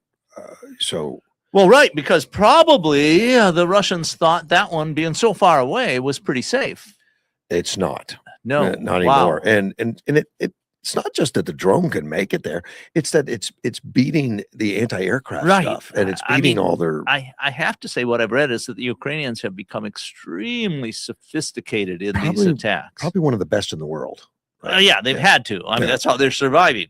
I wonder if this one for that refinery could have been a balloon-borne drone or two. It could have been, because they've been doing that also, where they and that extends the range quite a ways. Yeah, they hook these things to balloons and they float them over to territory, and then they get released. And the wind is going in the right direction. Yeah, I mentioned that if you've been paying attention to the war lately, Ukrainians been having such an impact on their gas and oil that they've had to start buying gas from India, which is who they export oil to, and they refine it, because their refineries are getting shut down, and they no longer ship any gasoline products. Yeah, they used to export it, but they're not anymore. Well, they're not shipping it even to Crimea. Crimea is cut off. I had heard that they've been the Ukrainians have been having success at cutting off logistics to Crimea. Yeah, and they haven't been able to get gas for a couple weeks now. There's none coming. There's none coming. And I've heard that the families of Russian troops in Crimea have been leaving Crimea just for safety. With the ones that can, but some of them don't have cars that have gas. Well, right. So there are other ways. I don't know what they're doing. Find a bus. Walk. Long walk. I think there's probably other ways, but this seems to be a long-term strategy of Ukraine with Crimea, is to just cut off their logistics and essentially starve them out. They've turned it into an island. Yes, it's no longer a peninsula. That's what I'm hearing. The connection to the mainland on the north end is a very swampy type area. Well, and they have a very long bridge that they've hit, and there is a rail line that got the bridges are down that they can't utilize fully anymore. It's been a process, and they've been pretty successful at it. Now, on the other hand, I have to say that I've been hearing about increased Russian missile and drone attacks on Ukraine that have had some success too. So it's still a stalemated war, of course, but the missiles are hitting civilian targets. More so, it seems so. It seems so. That's what I. But also seem to hear missile and drone attacks on Russia from Ukraine have increased, and it's been noted that at days 5 times as many will go into Russia as will go into Ukraine. That's probably reasonably close. I mean, let's say that is not an impossible figure. I can Yeah. believe that, but Because the production in Ukraine has stepped up so yes, much. yes, it has, and but they've upped their drone game Yes, somewhat too. but their It's numbers are dropping off. I think they're just not quite as innovative as the Ukrainians have been. Not from what I mean, not and from what I've seen. I'm not really trying to denigrate the Russians here. It's just that it's just the way it appears to have worked out. They go at it differently. The Ukrainians are building all of their drones and stuff in houses and basements and all over the place. And it's decentralized, not a single structure. Russia's in a single structure, and the Ukrainians have been hitting them. Right, they're more centralized in Yes. Russia. Yeah, I think that's true. And they've been hitting, and then they've been hitting all the logistics for them to get spare parts to get yes, and I just I just hate this war because it's really a horrible war that doesn't seem to be accomplishing much. But I'm just a person, I'm not God, so I don't know. Maybe there's some purpose here that's beyond my understanding. I'm surprised it's gone on this long, and the pain and suffering that's going on now is, and Russia's suffering now. They are, and they weren't. But for the first couple of years, people in Moscow didn't know there was a war. I think they knew there was a war, but they weren't being hit. They didn't hear about it. I mean, they didn't hear the bombs. They didn't. Right. They didn't have. I mean, they got news reports, and there was, it's like we're winning bigly. Right. But now, it was a stalemate. Now they're having refineries blown up in Russia, and it's harder to get fuel, and they're seeing the smoke, and they're feeling the heat. Probably the choices in the supermarket aren't as great as they used to be. Nope. And the inflation is terrible. Inflation is taking off, and they have cut out the ability to take your money out of the banks now. Oh, that's okay. That's not real good. There's no run on the banks because there's no money, and that's in Crimea, particularly in Crimea. Okay, Crimea, I would see that would be much more likely in Crimea because they're, the Ukrainians are working hard at essentially cutting off all support for Crimea. Yeah. And when, you don't have to fight that hard when your opponent runs out of food and fuel and ammunition. Yeah. And they can't get their money out. And a lot of these Russians in Crimea are trying to get back to Russia, take their money out. And they can't do it. That's interesting. I hadn't heard that, but it's certainly plausible. Yeah. Let me see. The banking system in Crimea is fully integrated into the Russia. It's fully integrated into Russian network. It's a Russian bank, but they can't get cash at all. Visitors are heavily advised to carry Russian rubles in cash. Russia's largest lender expanded into Crimea, offering numerous ATMs and branches. It's not saying anything about it right now. At least on this, but I was watching showing it last night where they were interviewing a few Russian citizens that were distressed. They couldn't get money. They can't get fuel. In fact, there was on their social media, there was a lot of women doing requests to, for boyfriends that would buy them gas. Okay. Fill up my tank. Yeah. Wow. Really? Yeah. They've come to that. Where it's that's I see a drain on the military fuel supply. Oh yeah. So yeah, people are very innovative about how to figure out ways to get things they want. Well, there's been a big black market. They've talked about that and they've showed it, but a lot of the black market is gas that has had something else added to it. It's some of it's bad for the cars. It's causing a lot of It's causing a lot of these cars to have fuel issues, and that's one of the problems with the black market. It's not very well regulated. No, and you're right. There's a lot of military gas that's showing up. I would think there would be some of this black market, and the prices are very high. Sure, very high for that. You and I are old enough to have lived through the Carter OPEC gas crisis. In the 70s. Yeah. Where people found very innovative ways to get fuel. Well, my dad was very good at that. He would just say, "Son, take my car, stand in line, and get gas." Well, I had a friend of mine who said that there was an exemption for small engines like lawnmower engines or whatever, and you could take a 5-gallon or a couple gallon gas can and fill it up. I didn't know that. And it didn't matter what day of the week it was. You didn't have a license number, so you just went in. And so he just did that repeatedly to get gas. You think they would notice? Well, go to different gas stations. You don't do it all at one. Yeah, in Delaware, when I lived in Delaware during that OPEC thing, it was odds and even days. Mm-hmm. According to the last number on your plate, on your license plate, right? That's what I was referring to. Odd and even days, and then it was limited to number of gallons. I don't remember what it was, but it wasn't very much. It was limited, and at the same time, I would go fishing out into the ocean, and there'd be all these oil tankers out there sitting low in the water, waiting until the gas prices went up, and we go fish around them. They were sitting there. Waiting on gas prices. Probably waiting to unload. I don't know. Maybe I don't know, but they didn't used to be there like that. And I don't know either. That's a story I was told at the time. Sure. I mean, I sort of remember it. And it might even be true. It might be. I didn't have artificial intelligence to check it. Well, I would. There's ways you can check this stuff, and I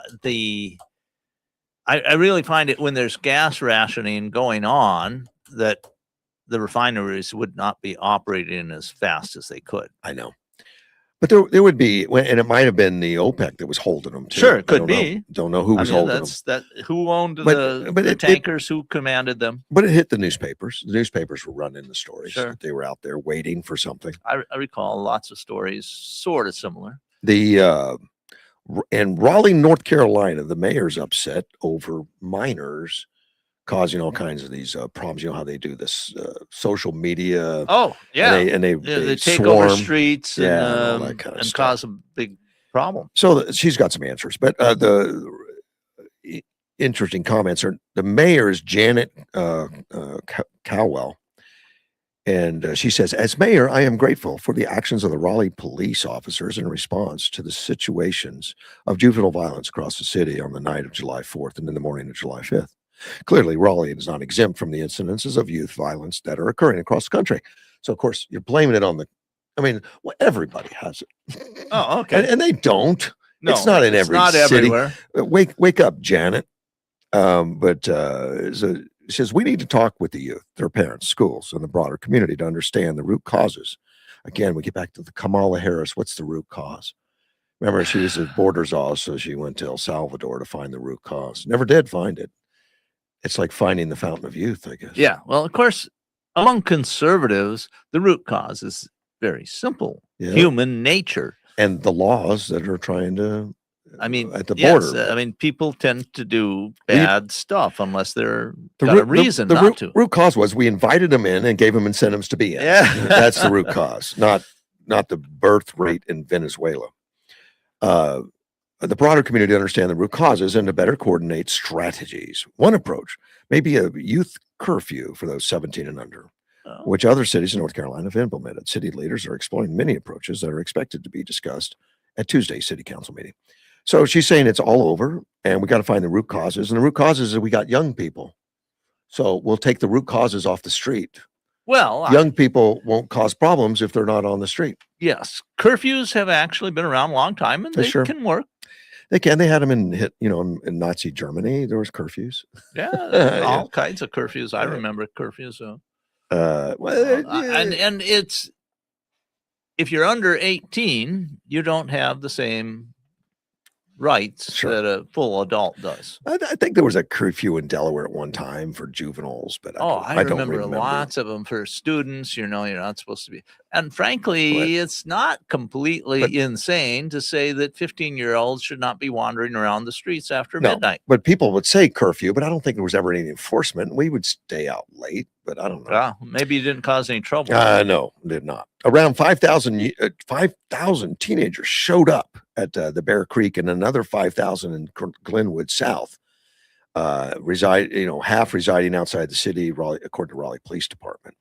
Police were responding to calls at 10 o'clock. reports of fights near a movie theater and nearby stores, teen takeovers, a social media driven phenomena, massive crowds of youth coordinated to suddenly congregate Yeah, at places like beaches, malls, restaurants. correct. Fight followed by gunshots. One adult was shot, another one was injured, shattered Yeah. glass. Yeah. Juvenile was found with a gun and detained, but investigators don't believe the teen was one of the shooters. Probably the gun was never fired, so easy to figure out. 1:30 in the morning, officers reported multiple shootings. 6 people were shot, expected to survive. 2 people were shot following a fight at a gas station, taken to hospital. So I guess they're going to start doing the curfews. See, this is not. This is not every city. No, it's This not. is, and Janet doesn't understand that. She says it's across the country. It's across the country in cities that have lax leadership, right, and they don't enforce the don't laws. enforce the and, laws, and don't it- like police officers. You know that there's a demographic that says we don't believe in law and order. You know. Well, she goes right to X and says, "Teen takeovers, a disturbing national trend." Like, Well, it is across the It's nation, such but a- not everywhere. look, she needs to focus on Raleigh. What is she doing wrong? Well, I agree. What can we do in this city? But to would say, be a well, it's good just idea. to write it off as a national trend, not my fault. Well, I guess yeah, that's I a mean, political answer. I guess it is. Yes. And it's now in Raleigh. Grateful to the Raleigh police bringing back order, protecting whole community to head to engage, prevent future occurrences, engage with youth. And this is a very difficult situation for police officers to be in because there's not very many of them, and that's what these teen takeovers count on. You get 1,000 teens, and you got 10 officers. It's a difficult situation.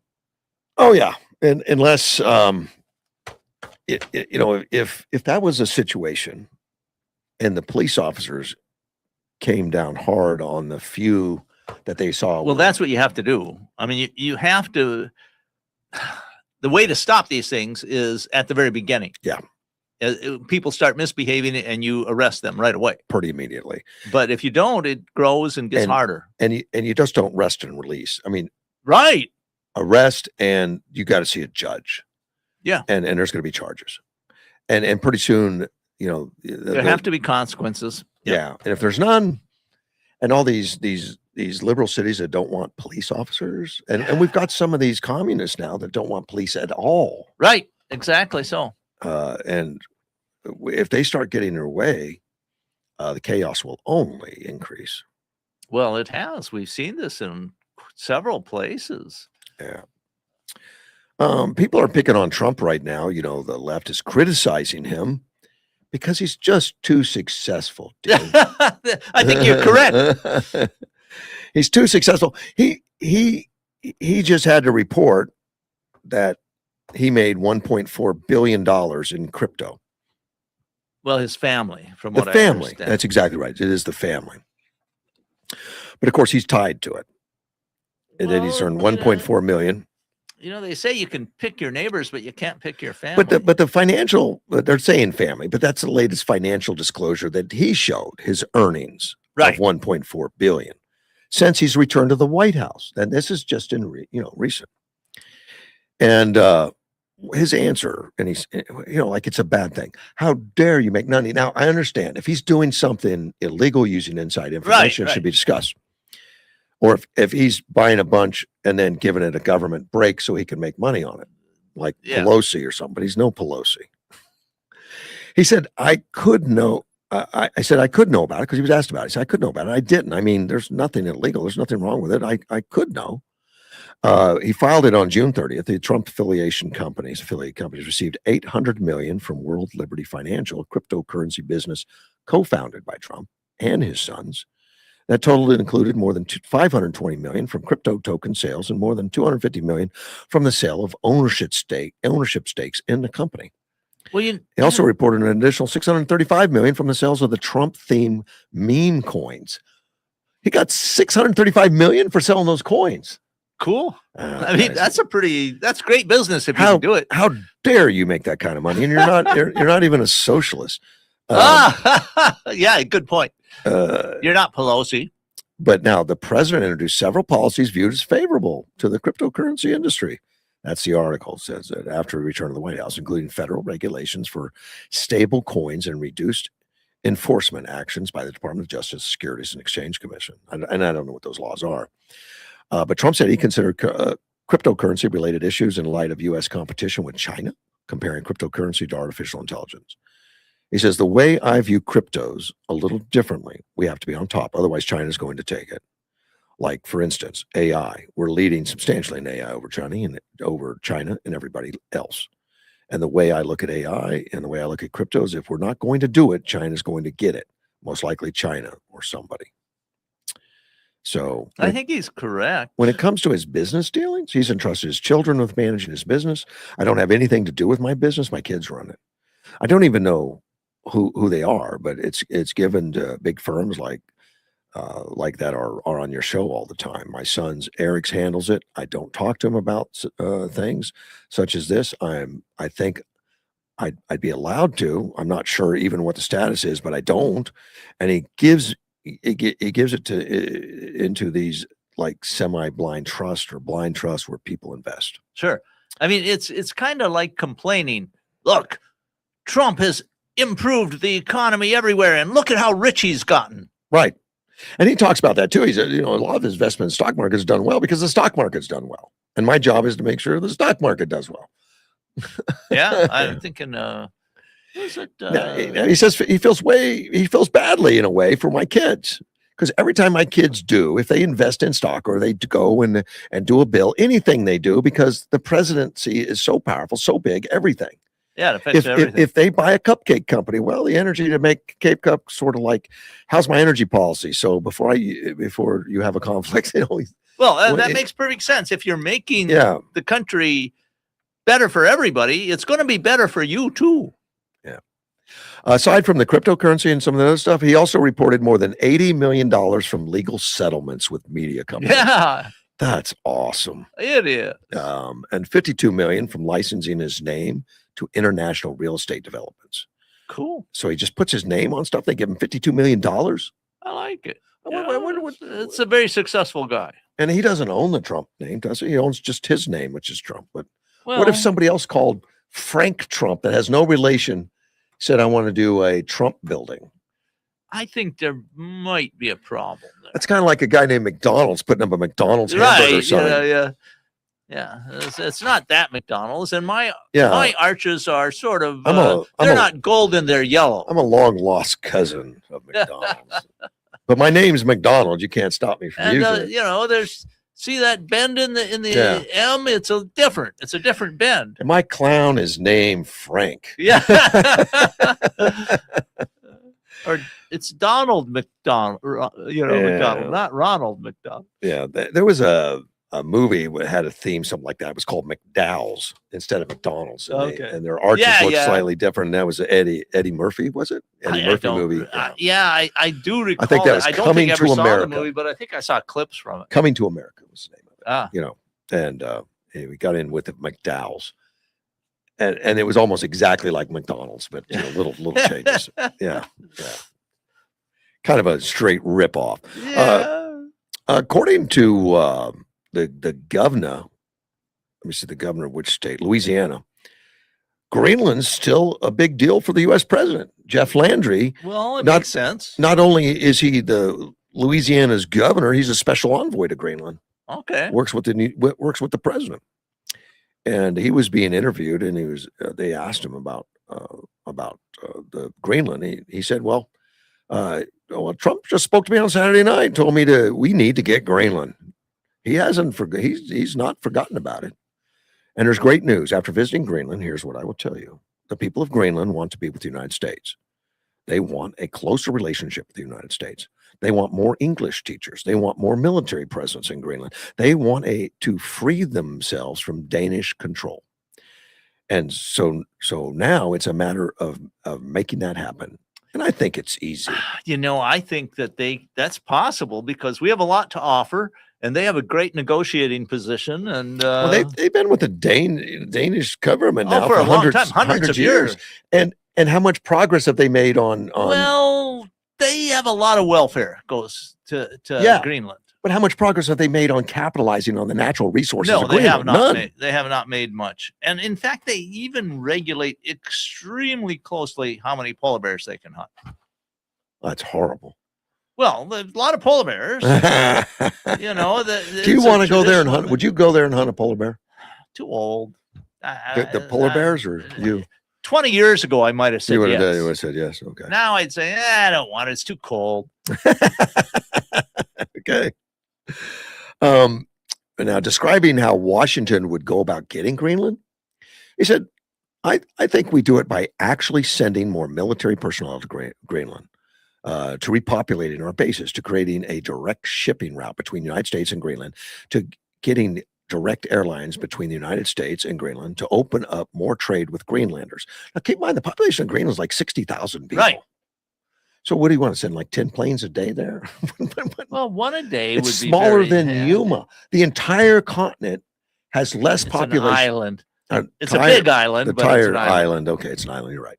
The entire island is Right. more And less that's population why than I Yuma. think that President Trump has a potential there. For only 60,000, you could give each of them $1 million and it'd be cheap. Yeah. They would want to. They might. I think they could. I mean, they have a long history with Denmark, and I'm sure there's a lot of them there that don't want. But I think don't want to change things. Don't want to have an influx of people. Don't want to have. well, right, but they could negotiate all that as part of a U.S. territory or something. They Yeah. could do that. I think that we have more to offer than Denmark has. Yeah. The question is if they'd want to. Do you want to have change that? it. Do you want Yeah, to exactly. industrialize? Do you Well, want and maybe they don't want to industrialize, but they don't really have to industrialize either. You know, there are a lot of natural resources. We could extract a lot of natural resources. They could become very, very rich yeah. without really endangering the environment there. They could all be like Saudis or like Yeah, right. like That's a princes good or example. something. You know. And so there are a lot of advantages to Greenland. It's closer to us than it is to Denmark. Yeah. You know, several American presidents have been trying to get a hold of Greenland, by the way. Yeah. And we have a precedent. We bought the Virgin Islands from Denmark, as I recall, and for a few $1 million around 1918, I think it was. Maybe it was 17. According to Jeff Laundrie, they do a lot of fishing. He says, I mean, right now they're shipping all their seafood to China and Russia. I mean, really, they're closer to us. Little things that could be great steps to bring people to the territory, right into the fold. And it's not a great big touristy place. I think it could be more touristy Really? if you wanted it to be more touristy. I mean, I don't know how the people there want what they want. It's not exactly clear. I mean, I would want to hold on to my traditions and get wealthy too. And I think that can be done. The United States has already expanded its presence in Greenland. They opened a new, larger consulate in the capital on May 21st. Yeah. Well, Good for them. Washington has also stated it has a desire to boost its military presence in the territory and take part in a Trump's planned Golden Dome system of defense. And that's one of the big attractions And for Trump is that Greenland is a defense. great place to do that. They currently have one active base. We do, the United States, in Right. Greenland. Right. The Patuxent. Yeah, the name. I'm trying to think of what it used to be called. Thule. Thule. Yeah. Yeah, For the furthermost end of the universe was Thule. And my dad was stationed there for a year. Yeah. Yeah. And now it's got a different name. I was, But it's way far up north. I was in Greenland. second grade. So my dad was stationed there like 61 years ago. Okay. It's probably changed. And you did not go there, I think. Oh, no. He went alone. They didn't take families. Yeah. It's Yeah, a there's no fascinating families. place. I mean, that particular place was founded by a Danish explorer who went up there around 1900, and they created that trading post. There was virtually nobody there. In 1945, we had 17 facilities in Greenland. So now we're down to one. So Yeah, well, we had some meteorological stations. Yeah. There was a famous there was it's hard to call a battle when there were only a total of 50 people involved. yeah. But it was very important because one of the reasons that we were successful on D-Day is we had better meteorological information than the Germans did. And one of the reasons for that was we shut down their meteorological operation in Greenland and we had our own. So that is right on the edge of Atlantic on the far side, on our side of the Atlantic. And there's it's very important to have that meteorological information to make good predictions. Okay. And our predictions for D-Day were just a little better than the German ones. And that's one of the reasons we succeeded.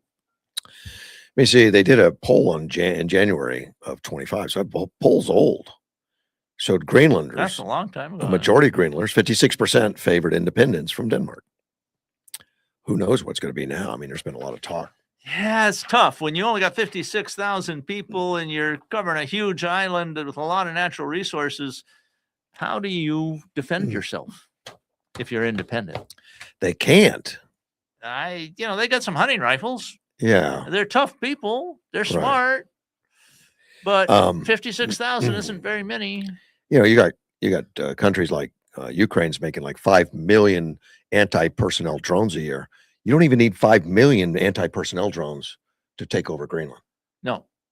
It's the U.S. essentially and NATO now defend Greenland. That's how Greenland is defended now. But they're not part of NATO, are they? I think they are. Denmark's part of NATO. Oh, I guess they would be then. Yeah. Trump has pardoned some people for fixing their own cars. Biden had him arrested. Interesting. Yeah. What happened? They tampered with the emissions. Oh. I didn't know that this happened during Biden, but on July 2nd, Trump announced pardons for 6 individuals he said were persecuted, not prosecuted, persecuted by the Biden administration for repairing their own vehicles. Cases were emblematic of a regulatory overreach. He said, "It's my great honor to have just signed pardon for 6 people who were persecuted by the Biden administration and were in or being sent to prison for fixing their cars. I'm setting them all free right now." I like it. The pardoned individuals were targeted under the Clean Air Act for allegedly disabling or tampering with vehicle emissions control systems, generally on commercial diesel trucks or personal vehicles. Now, the policies, I mean, as I understand them, on commercial diesel trucks, like particularly the commercial diesel trucks, you don't override the emissions stuff on that stuff, and without potentially getting fined and in trouble. Right. You don't do it. Now, in personal vehicles, it's a little more gray area. You can repair your own personal vehicle and make those kinds of repairs and changes or enhance power and stuff. Commercial vehicles, you get really in trouble. Personal vehicles, do it yourself. But individuals that installed defeat devices, devices that are designed to get around the emissions, and you can go on Amazon and buy them. Yeah. And part of the problem, this is my interpretation, is that our regulation of diesel has become really draconian and not all that logical.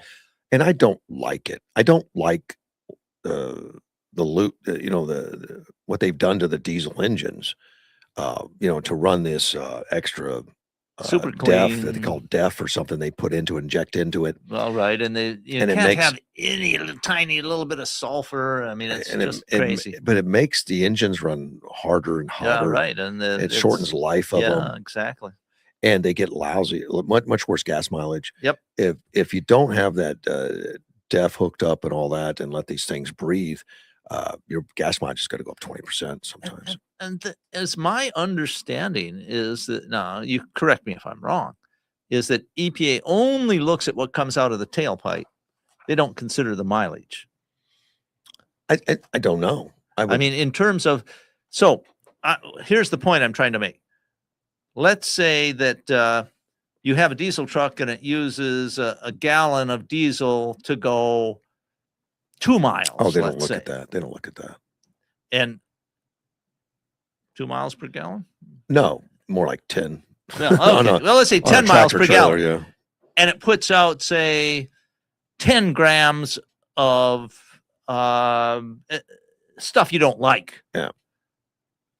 But if you ease up on the regulation so it'll go 12 miles per gallon, it might put out, 11 grams. Well, you're better off if you get 12 miles for 11 grams than for getting 10 miles for 10 grams. Yeah, possibly, I guess. Well, no question. I mean, in terms of the But- amount of pollution per mile, but the EPA, my That's- understanding, does not look at pollution per mile. No, They look at pollution in the exhaust period. as a percentage. I think Well, as they the look at- amount in yeah. the exhaust. Yeah. Yeah, but a lot of these diesel trucks are getting 17, 18 miles a gallon, and then the ones that have adjusted them to run around some of that system can get 25. Those are Exactly. So significant. that's my point. You should really be looking at the pollution per mile, not the Yeah. pollution as a percentage of the exhaust. And then the engines don't run near as hot. Well, They right. run And a little there's, better. there's the problems that you get in having to replace your engine more often. He says we're not going to go after people who are fixing their own vehicles like past administrations have. Trump's right to fix memorandum specifically seeks to counter manufacturers' restrictions and regulatory hurdles that undermine consumer access to parts and repair information. And this emission systems on commercial trucks, Uh-huh. very, very costly. And they cause problems all the time where Right. trucks will get clogged filters and stuff like that, and to fix those things could be like $7,000-8,000.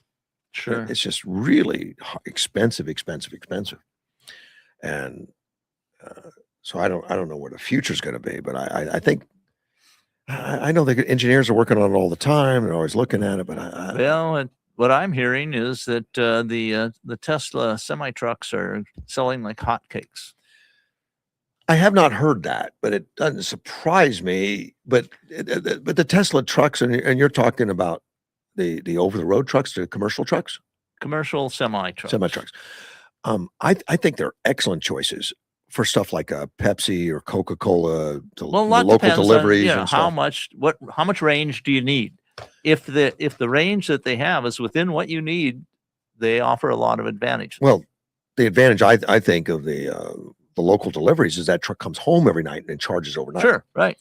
Over the road drivers, I don't think the infrastructure for trucks is out there. You can't just do cross country driving and No, but I think that if you limit it to probably under 300 miles, Yeah. In a run, they have a lot of advantages. your over the road drivers are going to go 5, right. but at least 5. Yeah, probably more. But I mean, there's all kinds of regulations on that. but how often, yeah. but for these fleets of trucks that do local deliveries and they end up back at home, like school buses and stuff, they Sure. come right back.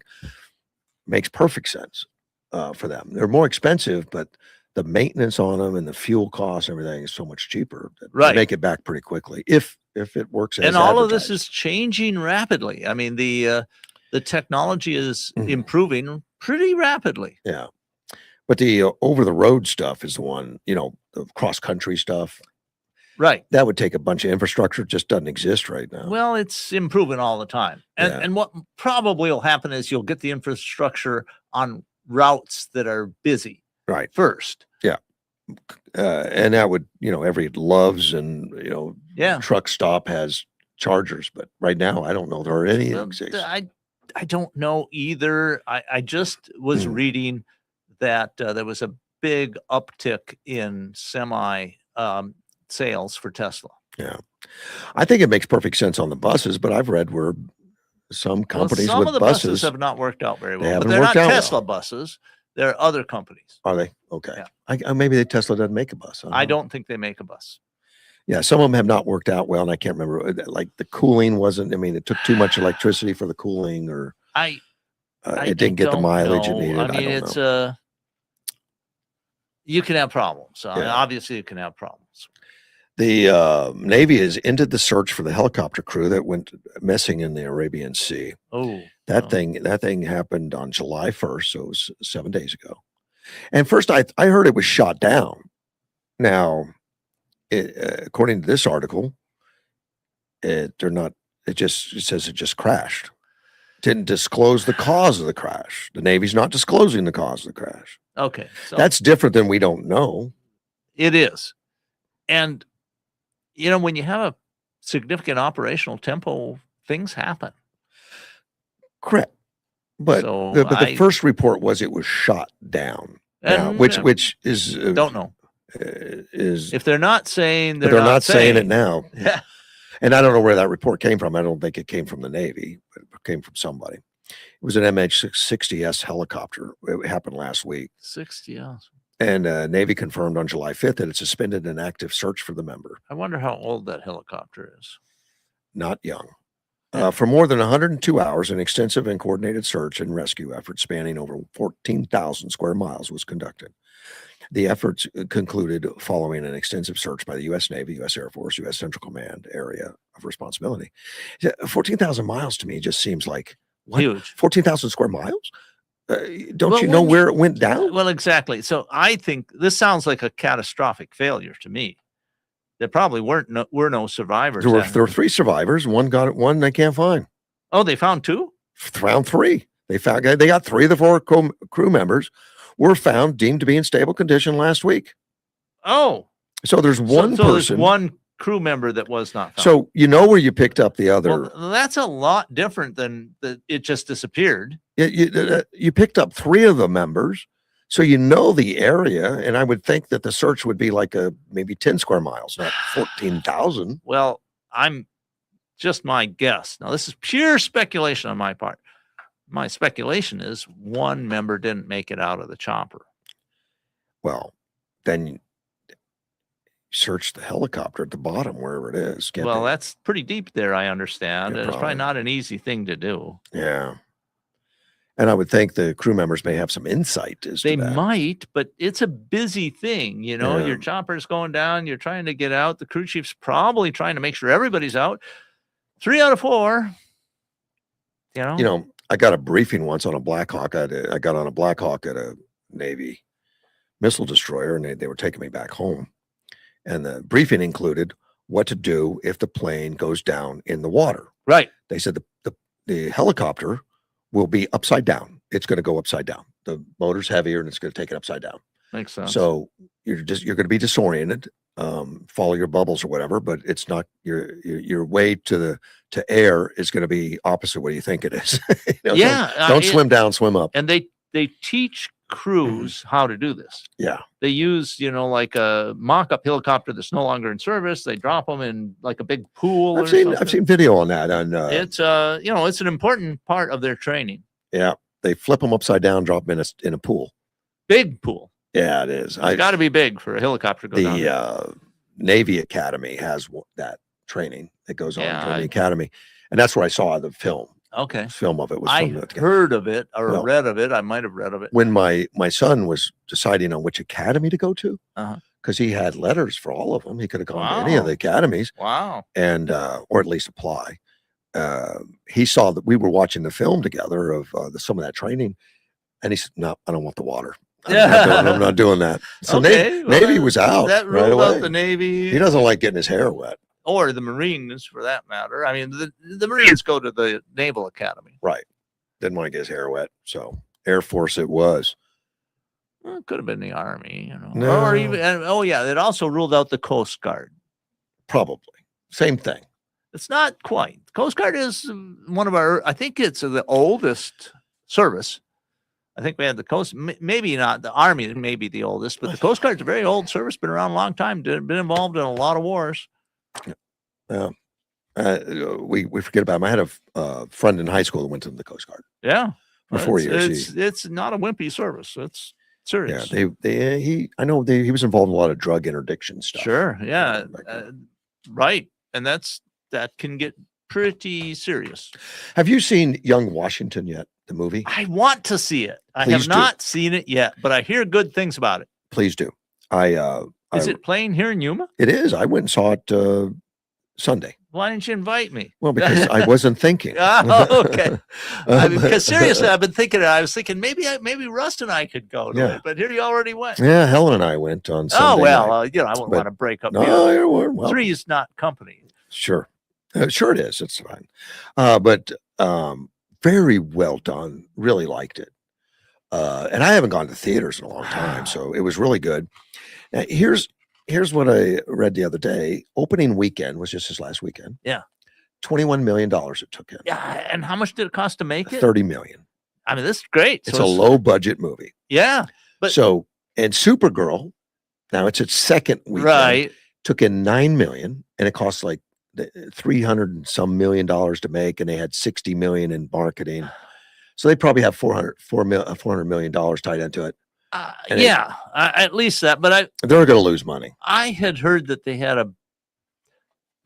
Supergirl had a better opening, but they weren't doing as well on the weekends that young Washington was playing too. What Supergirl just opened the weekend before, Right? and they in their first weekend they did better than the second weekend, which is just normal.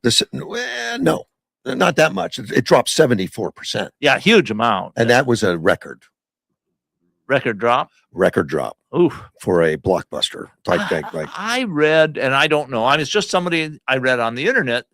They said word of mouth was against Superwoman. A lot of wokeness and all that kind of stuff. I just don't know if, I mean, from what I've read about the actual movie, it didn't have a lot of woke in it. It was the woman who was the star in the movie was pushing wokeness in her interviews. That's and such.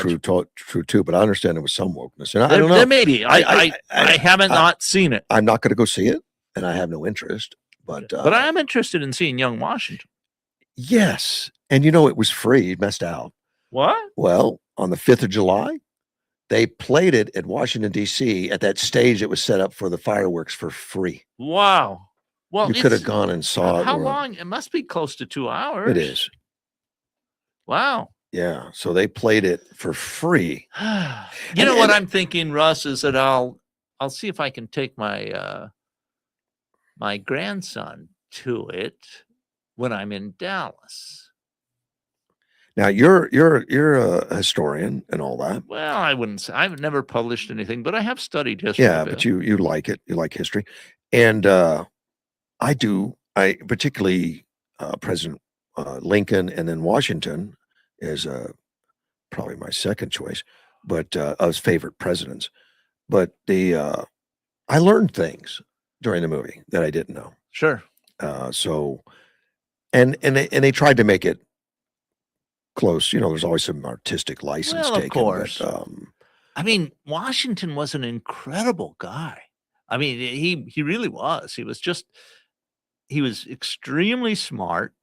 Personally, he was not a super general, but he was an adequate general. Apparently, he was just relentless.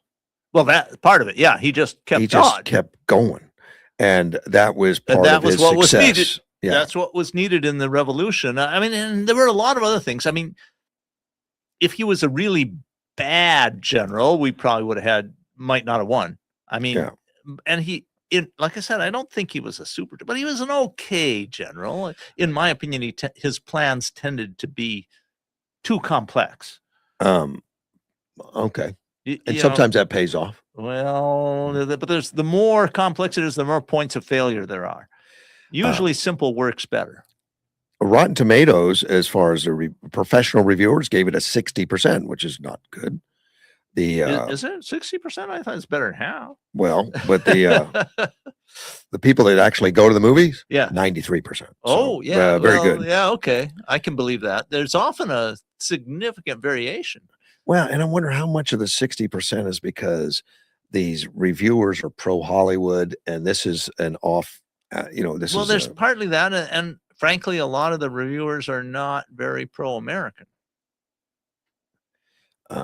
Right. And one of the reviewers I'm reading here is the movie is artistically conservative. Which kind of conservative? with some, what does that mean? Some of the bland sincerity of an afternoon special. Yeah, the afternoon special goes. Okay. But I'm wondering how many are the woke reviewers look at that and say, well, this is something for the this doesn't even have any woke stuff in it. We can't. Yeah. Why? It's patriotic. We can't have that. How dare they? Yeah. And that's a guess. I don't know. I'm guessing as well. I don't know if that's true, but I suspect, especially when the people that go are giving it a 93, something's going on. Yeah. I think that's a pretty high rating. Yeah. Probably gets great word of mouth. Well, we have good word of mouth from you. You saw it. I did. I mean, I saw it personally. Let's see. I was trying to look at how long it is, and for some reason I can't. And it was Angel Studios, which, and the production company was the Wonder Project, but these are smaller organizations putting out patriotic, Well, religious. What we find out is that you don't need $1 billion studio to make a good movie anymore. Right. And the old studios are so bound up in their politics and their expensive ways to make a movie that it's hard for them to make a profit. But I mean, you spent what'd you say, $400 million on Superwoman, Supergirl, whatever. That's a lot of money. That's 20 times what they spent on Young Washington. Yeah, and Young Washington was really well done. I would see it again. In fact, it'll be eventually on streaming. Oh, of course, because eventually. all those Wonder Projects and Angel Studio stuff always does, like The Chosen. Well, of course. I mean, all movies now eventually end up online. Yeah, but usually the Angels will be online faster. Yeah, perhaps. I mean, it all depends on how the box office is doing. I think the better the box office does, the longer it runs at the box office. These guys that have been doing this, like The Chosen, and I think that's the same Angel, but I don't know. They were doing it for free, but what they would do is ask people to contribute money to pay for someone else to see it, type stuff. Oh, pay it forward, and I know Helen sent some contributions on that and stuff. Don't know. And we watched it a lot, and they did put some in the theaters, but they only put it in theaters, and then 3 months later would release it onto the streaming for other people to see. Sure. And it's it's like they really want to get some messages out there and some good entertainment out there, and not lose money. Well, it sounds like they're going to make money with this one. Edward sent me a sign that's on the street corner in Chicago. If money is the root of all evil, why do they ask for it in church? Well, because it's a misquote. I know. The quote is, love of money is the root of all evil. But a lot of people say root of all evil is yeah. money. Yeah, and it's not true. It's the love of. You're correct. Absolutely correct. But I think it's a great sign. Well, it's funny. It's funny. I'm going to give it to Pastor. see what he does with that. I'll probably get a lecture. You're right. I'm not going to do it. I'll probably get a lecture I don't want. I don't know. I mean, he seems like a fun guy. He is. Pastor Tyrone is hilariously fun and serious pastor. Same time. You can do both. Absolutely. Doug Burgum, the Interior Secretary, is still answering questions on the reflection pool. That seems to not going to go away as far as the press goes. Like, how can Trump fail so miserably and all that stuff? Well, when you can fail whatever if you got people vandalizing your stuff. But even on July 5th, they're still asking him about it. And he says, we may be able to partially drain it to do the repairs, be able to fix it, may not have to drain the whole thing. And that was on George Stephanopoulos. It was like, why is Trump such a failure? Let me take Mike first, and I'll tell you about it. Yeah. You're on, Mike. Good morning. Yeah, you stirred the pot that got me to call in again. All right. What did I do? The love of money. Love of money? Quotes. Yeah. And why did they ask for it in church? Well, because church is made up of men, of humans. Well, that's women, true. Children. Yeah. Good point, Mike. And they exist. They have to build nice churches. And if you've ever looked at the Mormon temples, they sure aren't, low budget. You see the one in San Diego, right? Yeah. I showed Lauren at least a dozen or so, including downtown Salt Lake City, which is just an incredible building. The one in San Diego is beautiful too. One in Washington, D.C., I remember when that opened up was really, really pretty. And they always put them where they're most likely to be viewed on hilltops and whatnot.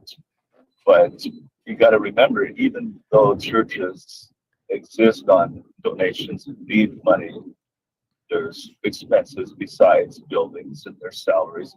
Many churches pay their pastors and their other support staff. LDS doesn't. It's all a lay clergy. It's all donate your time type thing. But regardless, money is needed, and you got to remember that part of it being humankind in the churches. There's a quote I remember that church is not a sanctuary for saints; it's a hospital for sinners. I like that better. Yeah, that's a good point. You're there to improve your lives, and then hopefully, with missionary work or donating your time, doing different things, it costs money. It does. It's not a business. No. But it doesn't take money. All right, that's buddy. it. I'll Thank get you. back to Thank you. driving Man. and Go back to listening. drive. Pay attention. Yeah, I just I asked AI about. I just put in love of money is root of all evil. I just put the comment in, and AI said the love of money is the root of all evil. Just repeated what I said. Is a famous maxim originating from 1 Timothy 6:10. It warns that the intense desire or craving for wealth, not money itself, leads to greed, dishonesty, and abandonment of moral values. Sure. I think that's well said. I don't need Yeah, to improve on that. I mean, and that's where I think Christ said something like, or maybe it was in Timothy there, where you can serve God or you can serve the love of money. Yeah. You can't serve both. Oh, really? I don't remember. Yeah. I'd have to take a look at that. No two masters, I think, is where look up two masters and see what it says about that. Can't serve two masters. Yeah, it still makes an interesting sign, though. Oh, yeah, absolutely. I like it because it creates a conversation or whatever. The reflection pool. Doug Berman's talking about it with Stephanopoulos. He says, even though there was damage done by vandals, and that was there, it's a small 99.9% of the pool bottom is perfect, is what he's saying. And that's coming from Doug Burgum, the Interior Secretary's looked at it, which I thought it was more than that, but okay, good. And he did not reveal how much fixing the pool's latest vandalism will cost, but referred to the latest renovation, which cost $14.7 million. Which really, and he calls it a big success. He said the pool is 2,030 foot long, 167 feet wide, which is just massive. How deep is it? 30 inches at its deepest. Okay. So it's very deep. It's only 30 inches right in the center. He confirmed that the massive landmark is no longer leaking 45,000 gallons of water per day. It's fixed in a sense. It's not leaking any water. And we've got, less than 1/10 of 1% of that industrial liner that's been damaged. And that's the only thing that remains to go back and to be fixed from the vandals. So, I mean, he's painting it like it's such a small part, it was a few hundred feet of cut, but in relative to the massive size bottom, of the pool, it's not that much. But they have to drain it because that stuff is painted on and has to cure. I guess, dude, I'm sure they can repair it. He also denied that the paint was peeling off the pool, saying it was actually part of the industrial liner that was vandalized. This is a strong material and it's the size of 8 football fields. And the only way you can get it up with actual slicing in one spot and the other is if someone physically cut it. Talked about the algae. The algae is all gone, apparently. Now, you don't hear the news reports that the algae is gone. That's right. But the micro bubblers, which are nanobubblers, it has microscopic gas bubbles to fix issue because it's a reflecting pool. They can't just make a bunch of bubble. Yeah. They don't want to disrupt the calmness. Right. And apparently that's done something with the oxygen level or whatever. And it doesn't allow the algae to grow like it should. Well, you don't want the algae. You don't want it to grow. That's exactly why it's there. In fact, I've read that they're looking to use those nanobubblers for other pools that have got, some bodies of water, that have issues of problems of a lot of the contamination or something with algae is how much fertilizer, nitrogen gets into the water. Well, apparently there was a lot of nitrogen in that water. Well, you can, Like somebody dumped it. that's exactly what I was thinking. Yeah. Yeah. He says, if you go down there today and look at it, it's completely clean and clear. And so for the first time, there's actual solution that involves making sure that we've got the algae-free pond. Of course, they're not going to put that in the mainstream media. Right. But whatever happened to the girls that were down there praying for algae, saying, go algae, go algae, go algae? I mean, they hate Trump so bad. Yeah, it's just Let's insane. destroy this national treasure. Let's destroy everything as long as we can damage President Trump. And let's talk about how bad. Who was it which commentator came on and talked about how terrible the 4th of July was? Made him sad, and it was horrible what Trump did. I don't know. Those fireworks were too big, and they were. It was just crazy, crying about it, that he destroyed the 4th of July by celebrating it too much and too big. It's only the 250th birthday of the country. How do you nuts. celebrate it too much and too big? I guess if you blew the entire Earth up, I don't it would be know. too much. I don't know. But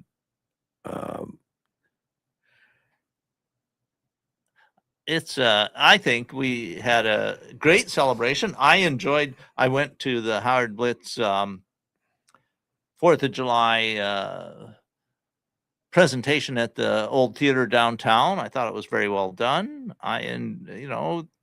And I wrote a great essay that got published in Amaland on the 4th of July and the Second Amendment. And so I had a great 4th of July. For me, it was wonderful. I did too. Now, my fact checker, one of them, not Edward, said Supergirl cost between 160 and 175 million to produce, not 300. Oh, well, that's interesting to know. And costumes, let me see. Promotion was pretty expensive too. Well, it's separating costumes at $45 to $60. Don't know. Oh, those are just costumes.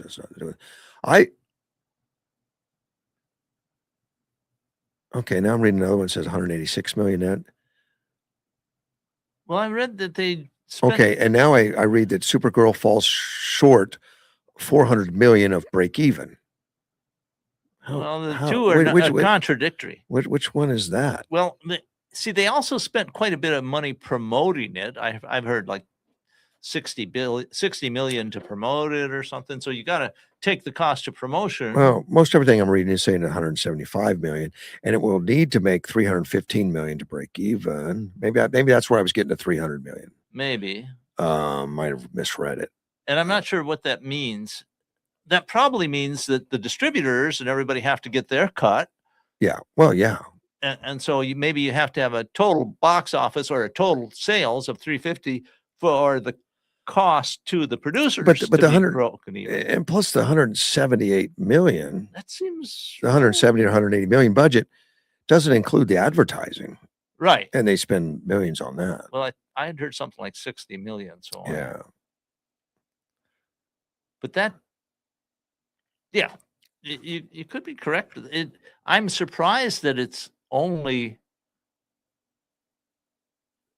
8 times as much as Young Washington.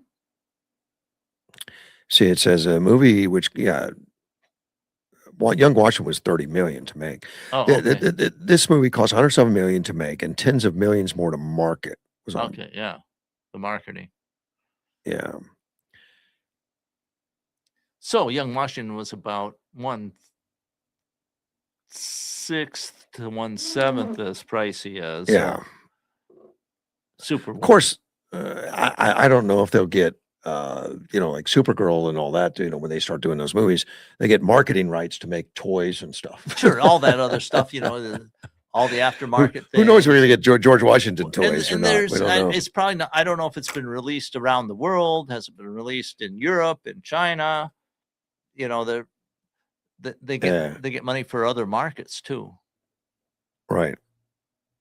And then there's always what we used to call video sales, which is probably from streaming now. Edward or not Edward, Greg Wilkinson just sent me something Well, they're from, so similar, you know. yeah, they're not. Something from Minnesota, because he's from there. Yeah, okay. He said that, and then this comes from somebody, Pascal. He said the dam just broke in Minnesota, and it's uglier than anyone imagined. Not the water dam, the dam on fraud. Oh, SBA Administrator Carrie Loeffler now confirms the alleged $1 billion Somali fraud ring is so massive that the SBA is expanding its investigation across the entire state of Minnesota. okay. Well, they're doing their job. Good. Yeah, so Waltz is he's responsible for a bigger problem than he thought.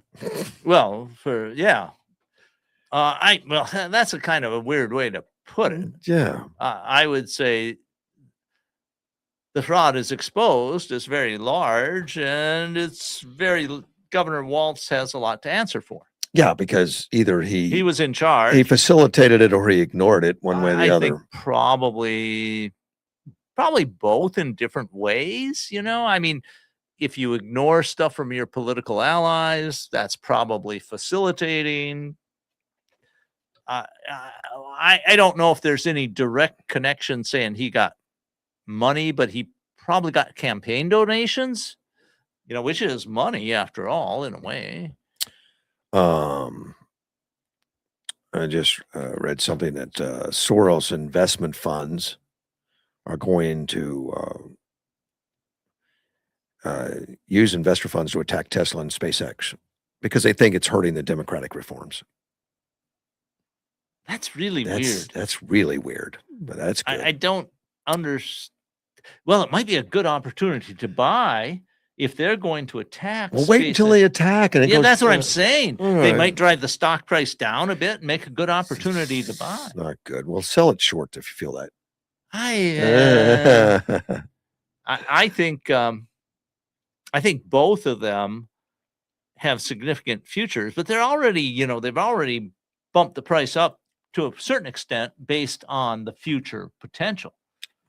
But the potential for, SpaceX particularly, it's very, very large. I got to read a post by Trump. Great news. I have just been informed that one of the biggest, best, and smartest retailers in America, Walmart, will be lowering prices by a lot at my administration's request to celebrate our great country's 250th birthday. Walmart will be dropping the price for a pound of ground beef by almost 15%. Amongst many other products, this is a huge deal for many millions of Americans who smartly shop at Walmart. So is this just going to be for the 4th? For the 4th, they're doing it, but it's being done now. Yeah, okay. But is it we're celebrating time limited? Celebrating independence. I don't know. Which is a truly patriotic company who loves the USA. My administration is lowering prices at Joe Biden incompetently raised with the worst inflation crisis in history, a total disaster among the southern border, the botched withdrawal from Afghanistan, the many other failures, just as I promised. Oil prices are plummeting fast. Gas prices at the pump are dropping too, just like eggs, prescription drugs prices, and I'm bringing down by historic levels. Walmart's stepping up in a big, bold way, and other retailers should follow the lead. These absolute patriots, together, we will make America stronger and greater than ever before. President Donald J. Trump. Interesting. He does interesting posts. Yeah, that's true. And of course, Trump he's bombastic, hyperbolic, and it's just the way he is. It's not the style I prefer, but it works for him. And frankly, his results are so really good that I overlook the style. The style is not important to me. It's the results. Yeah. Well, and his results have been spectacular. See, looking at gas prices, Arco's still $3.75 in Yuma. Yeah, I noticed Sam's Club at $3.82. So it's been about the same for last week. Oh, I thought I thought it dropped a few cents. The last price I saw on the Arco was $3.79, and now it's $3.75. So that's a 4-cent drop. Yeah, I think that was about a week ago. Okay, well, it could have been. I don't know, but oil has been pretty stable within the last couple of weeks. It's between $71-$75 a barrel for Brent That's crude. that's getting down there. I mean, Well, what was, it's pretty reasonable for yeah, compared to 120. right.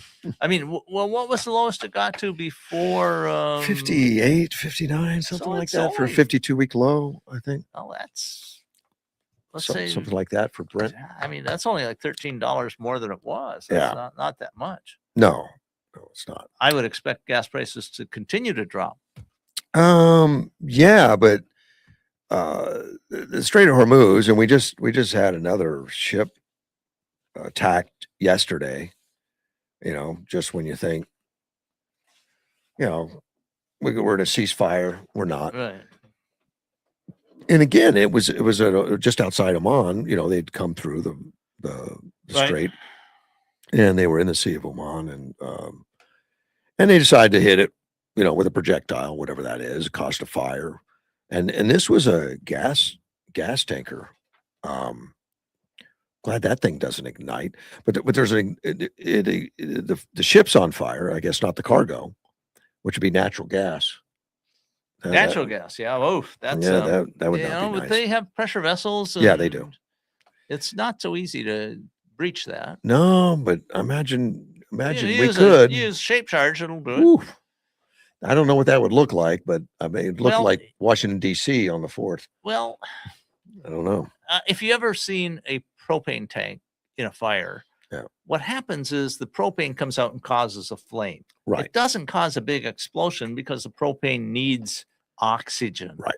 And gas is the same way. Natural gas, yeah. Well, even gasoline. Yeah, that's right. If you It's a don't have vapor. oxygen, It's a it vapor. doesn't burn. It's a vapor that You've burns. got to get the right mix. But just hitting that, and no one's taking it. Iranian state television put out there the liquefied natural gas tanker had been attacked after ignoring warnings from Iranian authorities. While it stopped short of explicit, it didn't say that we did it. It just said they ignored warnings. That's what happens.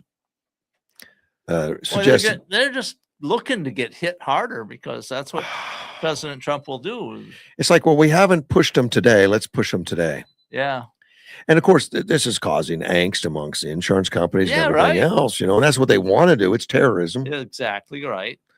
And what they've demanded is that everybody get permission from them. From them, yeah. We are in control of you. And they don't travel through the international section, and they don't travel through the Oman, territorial waters. They're saying you have to come through our section. They have to go through our section and we control it, so that later we can charge for it, I guess. Right, exactly. So we control. I mean, and that's what it's not going to stand. No, it's not. But it's going to take more It takes force. It's going to take a kinetic force to get them, and like they learn their lessons for a day, and then they need it again, and they learn it for a day, and they need it again. I mean, the idea is that eventually they start running out of munitions and people and whatever it takes to hit something in the strait. They've got internal problems like crazy inflation that's going nuts. Well, and they've got no money. I saw on 2C TV that there was some internal dissent between the IRGC and the government. Right. And there's been protests. There's been all kinds of stuff, but nothing that's really turned a tide. Not yet. But so, yeah. We don't know what'll happen. We have to wait and see. Yeah. And it's all in flux. It's not stable. But it's not getting better. I mean, granted, they're getting some cash now. Oh, you mean not better for the Iranians? For the Iranians, they're getting cash now. They're probably getting a little bit better. I watched some of the funeral for Khomeini, which they had put off for quite a while, several months.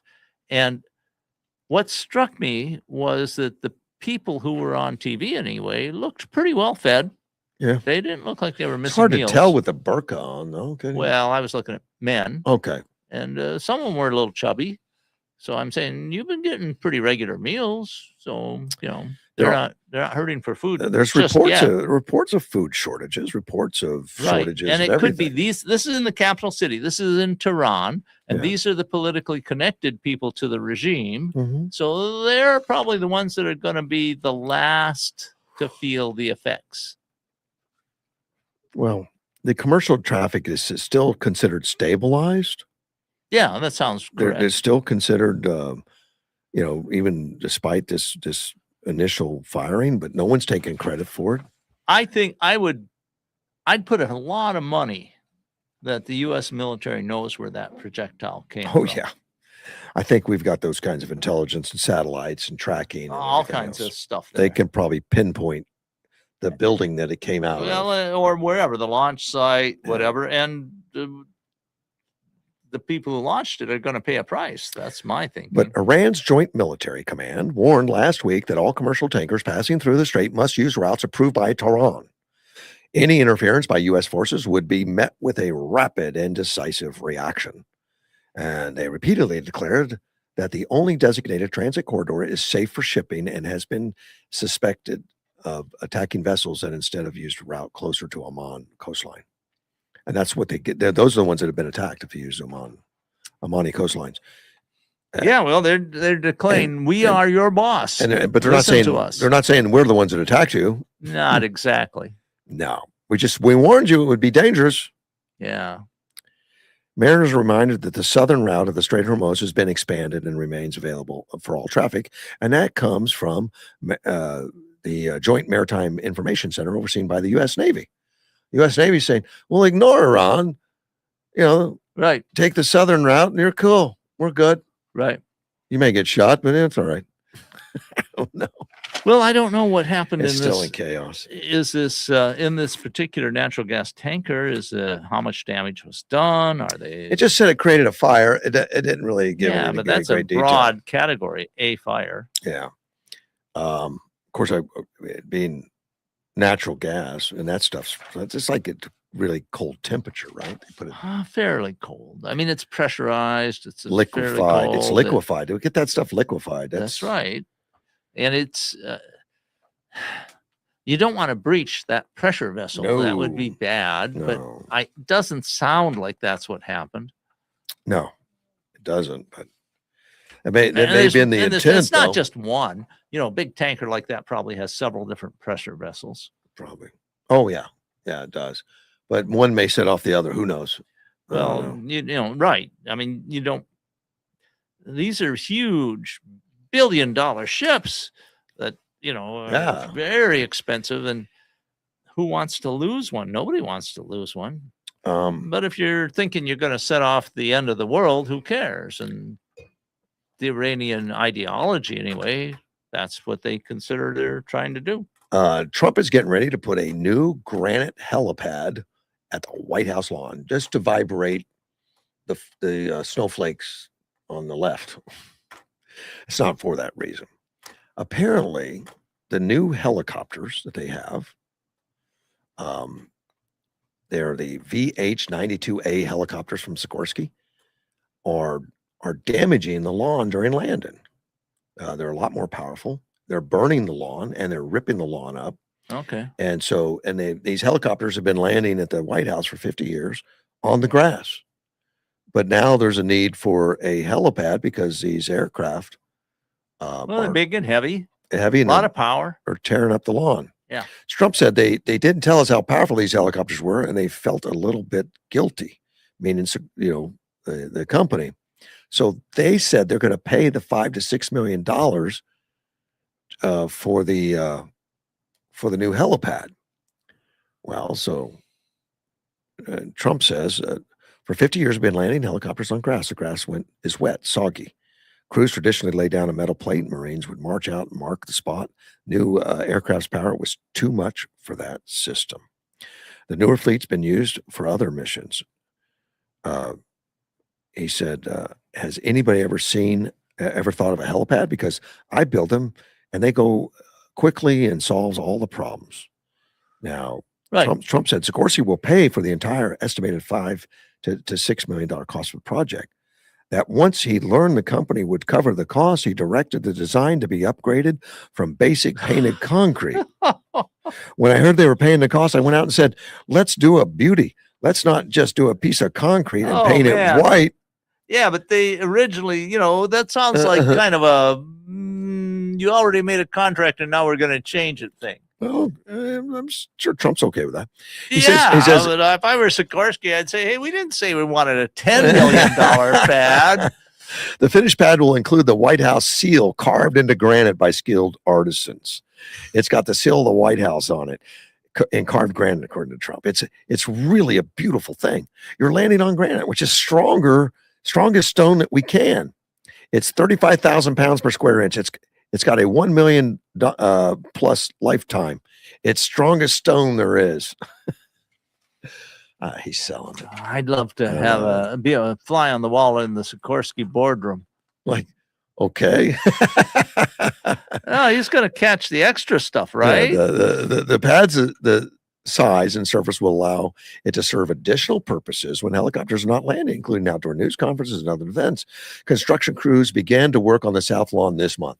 So Trump doesn't let moss grow. No. He says, we're going to build a pad, get it done today. And that makes sense to me. And my suspicion is that he's covering the extra cost. Don't know. But to make it a multi-use thing that is useful for many different purposes, I like that. The construction is being routed through the Trust for the National Mall, a nonprofit organization affiliated with the National Park Services. Lockheed Martin confirmed the arrangement in a statement. This specific contribution was made to the Trust for the National Mall, the National Park Service nonprofit organization, according to Lockheed.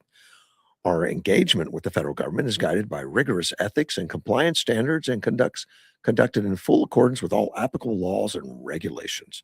You have to say that up front because the left's going to be looking for what did you do wrong? Yeah. Oh, yeah, absolutely. We never said we wanted that pad there. Yeah, Trump. Yeah, there's going to be some historic organization come out and says you can't cut that grass. Yeah, right. It's historic grass. It's been grass for decades. We want to keep it grass. Trump said the new helipad will allow retirement of the aging helicopter fleet. By doing so, we solve the problem, and we'll be able to finally retire 45-year-old helicopters. Yeah. So they'll be gone. We'll get the new big, powerful ones on a beautiful pad. Yeah. Well, that's what I wanted. Something beautiful. There's a lot of downwash. It's probably going to be the best helicopter pad ever made. Probably. Yeah, I wouldn't be surprised. Carved out of solid stone. No, it can't be solid. No, it's, I know a little bit how you engineer that stuff, just a little. And you're going to have reinforced concrete under there somewhere. I think probably first, don't just make it level or something, but probably we'll get the Egyptians in here. Yeah, ancient Egyptians.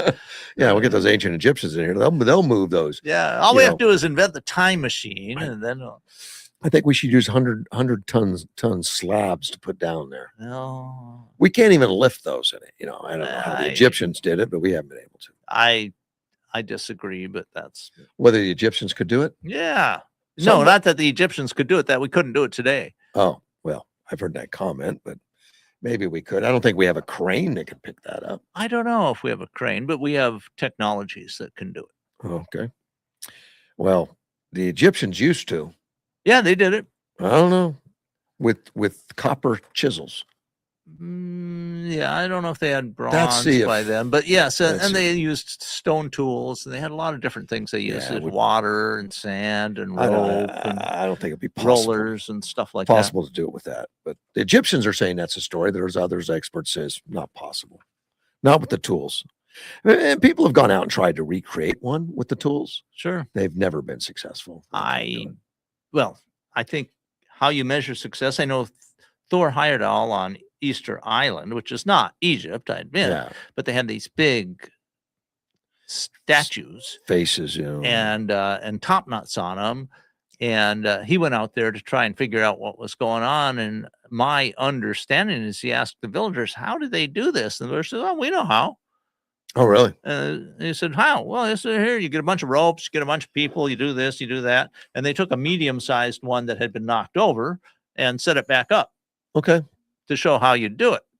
And I thought, okay, if you're really clever with leverage and ropes and everything, and what my understanding was that they kind of walked it.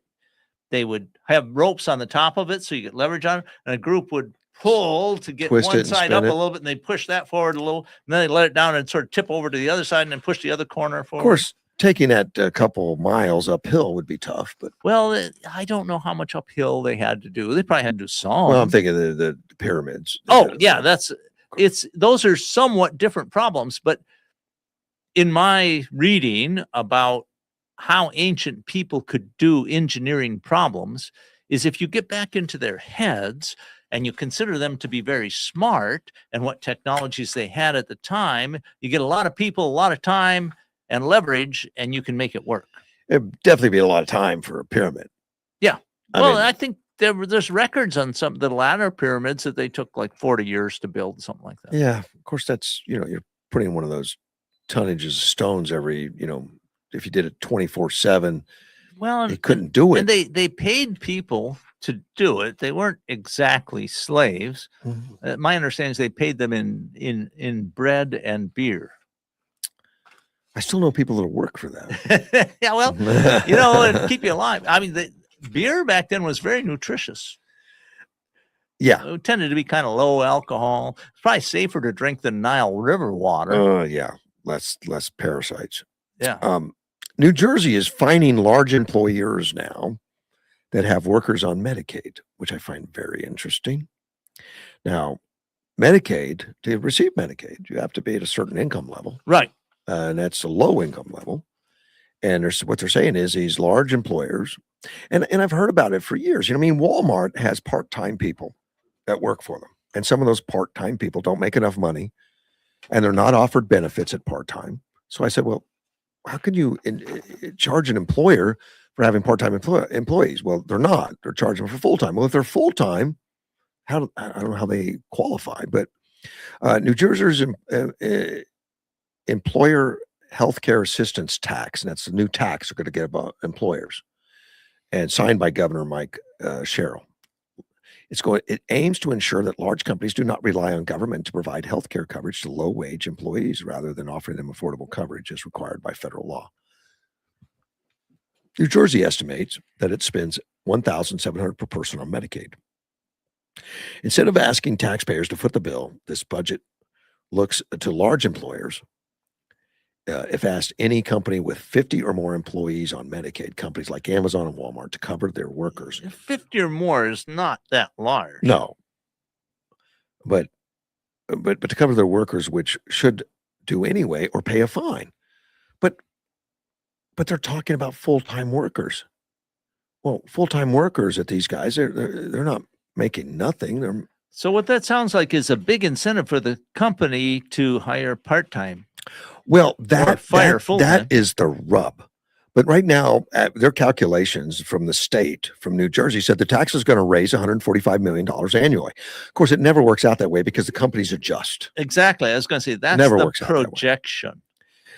But nationally, they say there's more than 27.2 million able-bodied adults that are working full-time receiving Medicaid. In New Jersey? No, nationwide. Oh, okay. Nationwide. According to the White House, employers with 50 or more employees are required to offer health coverage by federal law. That's true. If you have 50, you have to. So why would they include Walmart and Amazon? They know the rules, and they're not. They already employ more than 50. Oh my gosh, yeah, way more. But they do have part-time, and they're allowed to hire part-time people. Sure. And those part-time people do not get benefits under 30 hours. I think it's 30. Yeah, 30. But for some reason, New Jersey's thinking these are full-time. I don't know. New Jersey fees will start at $325 per person for companies with at least 50 recipients and top out at $750 for those with more than 500 Medicaid beneficiaries. Temporary, part-time, or seasonal employees are excluded from requirements. Exactly. So you're telling me Walmart is paying people full-time and they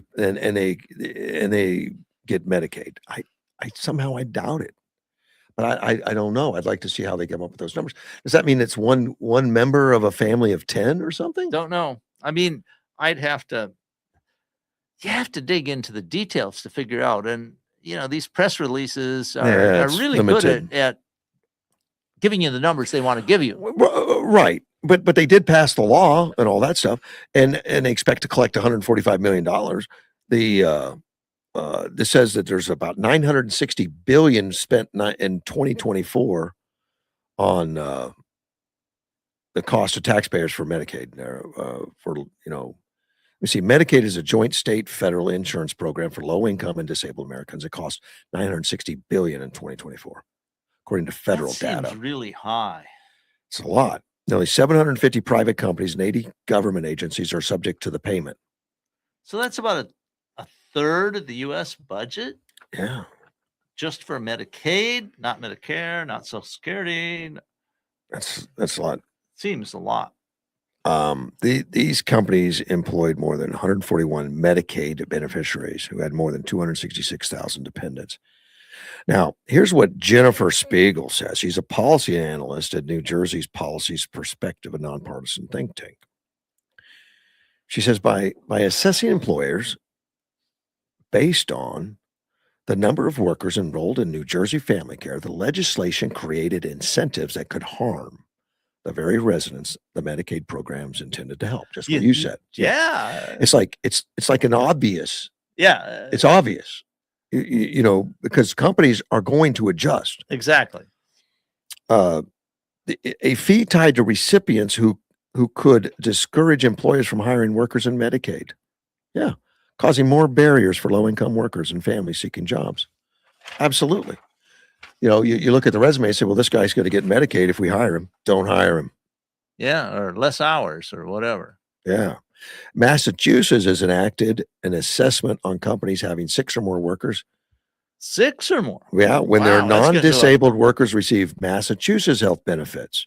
The law was in effect from 2018 to 2019, and it was allowed to expire. It lasted 1 year, gone. Yeah, There no, was this problem. isn't working. Colorado lawmakers also proposed a fee on employers of more than 500 workers who enrolled Medicaid. Bill did not pass. Washington proposed one, failed to advance. California lawmakers developed it. The bill's yet to receive a vote.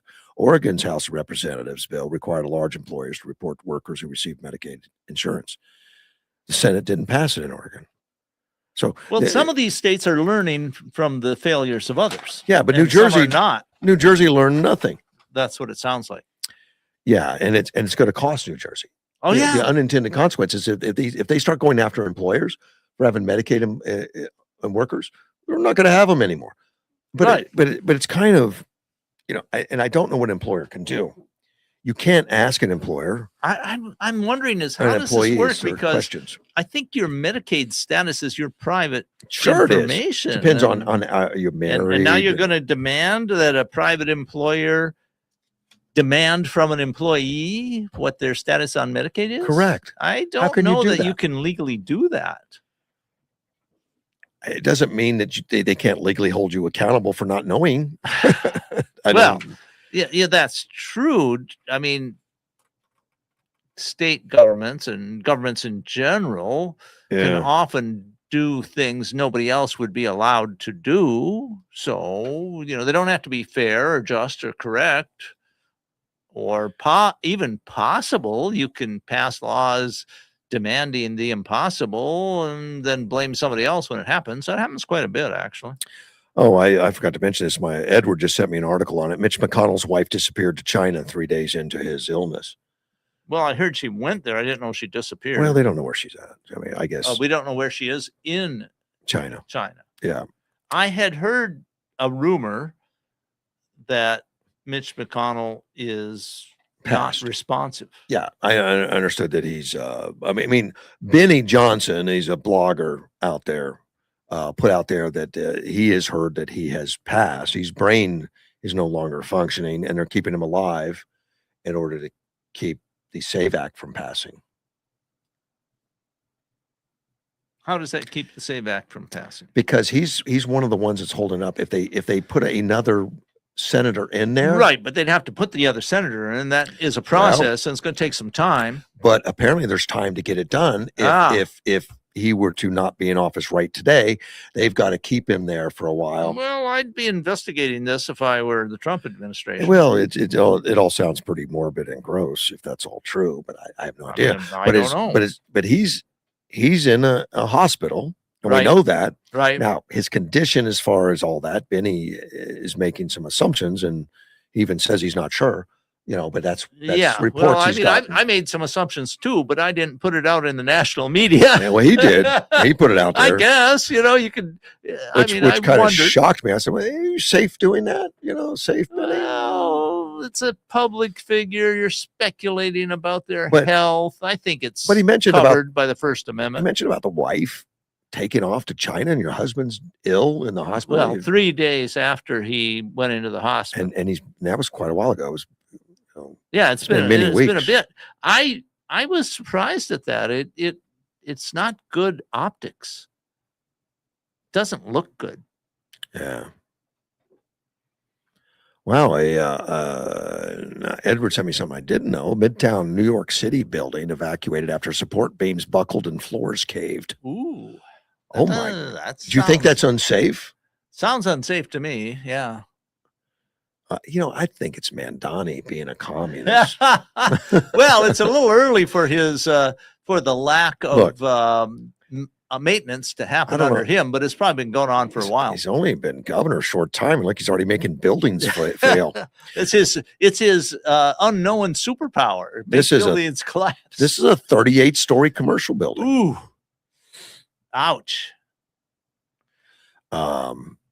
It was cleared around 8:00 a.m. after construction workers spotted 2 faulty support beams bending and starting to give way. Well, so it's under construction or it's been around for a while? It's an existing building. So maybe they were reinforcing it? I wonder. They said construction workers. He said massive beams inside. Well, I guess they call the construction workers in to look at it. Maybe, I don't know. Maybe it is under construction. Because why else would you have construction workers? I mean, you could say repair experts or,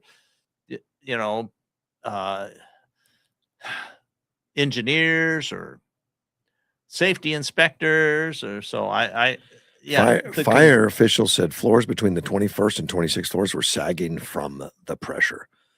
Well, looking at it, it looks like it's a finished building. It does look finished. Yeah,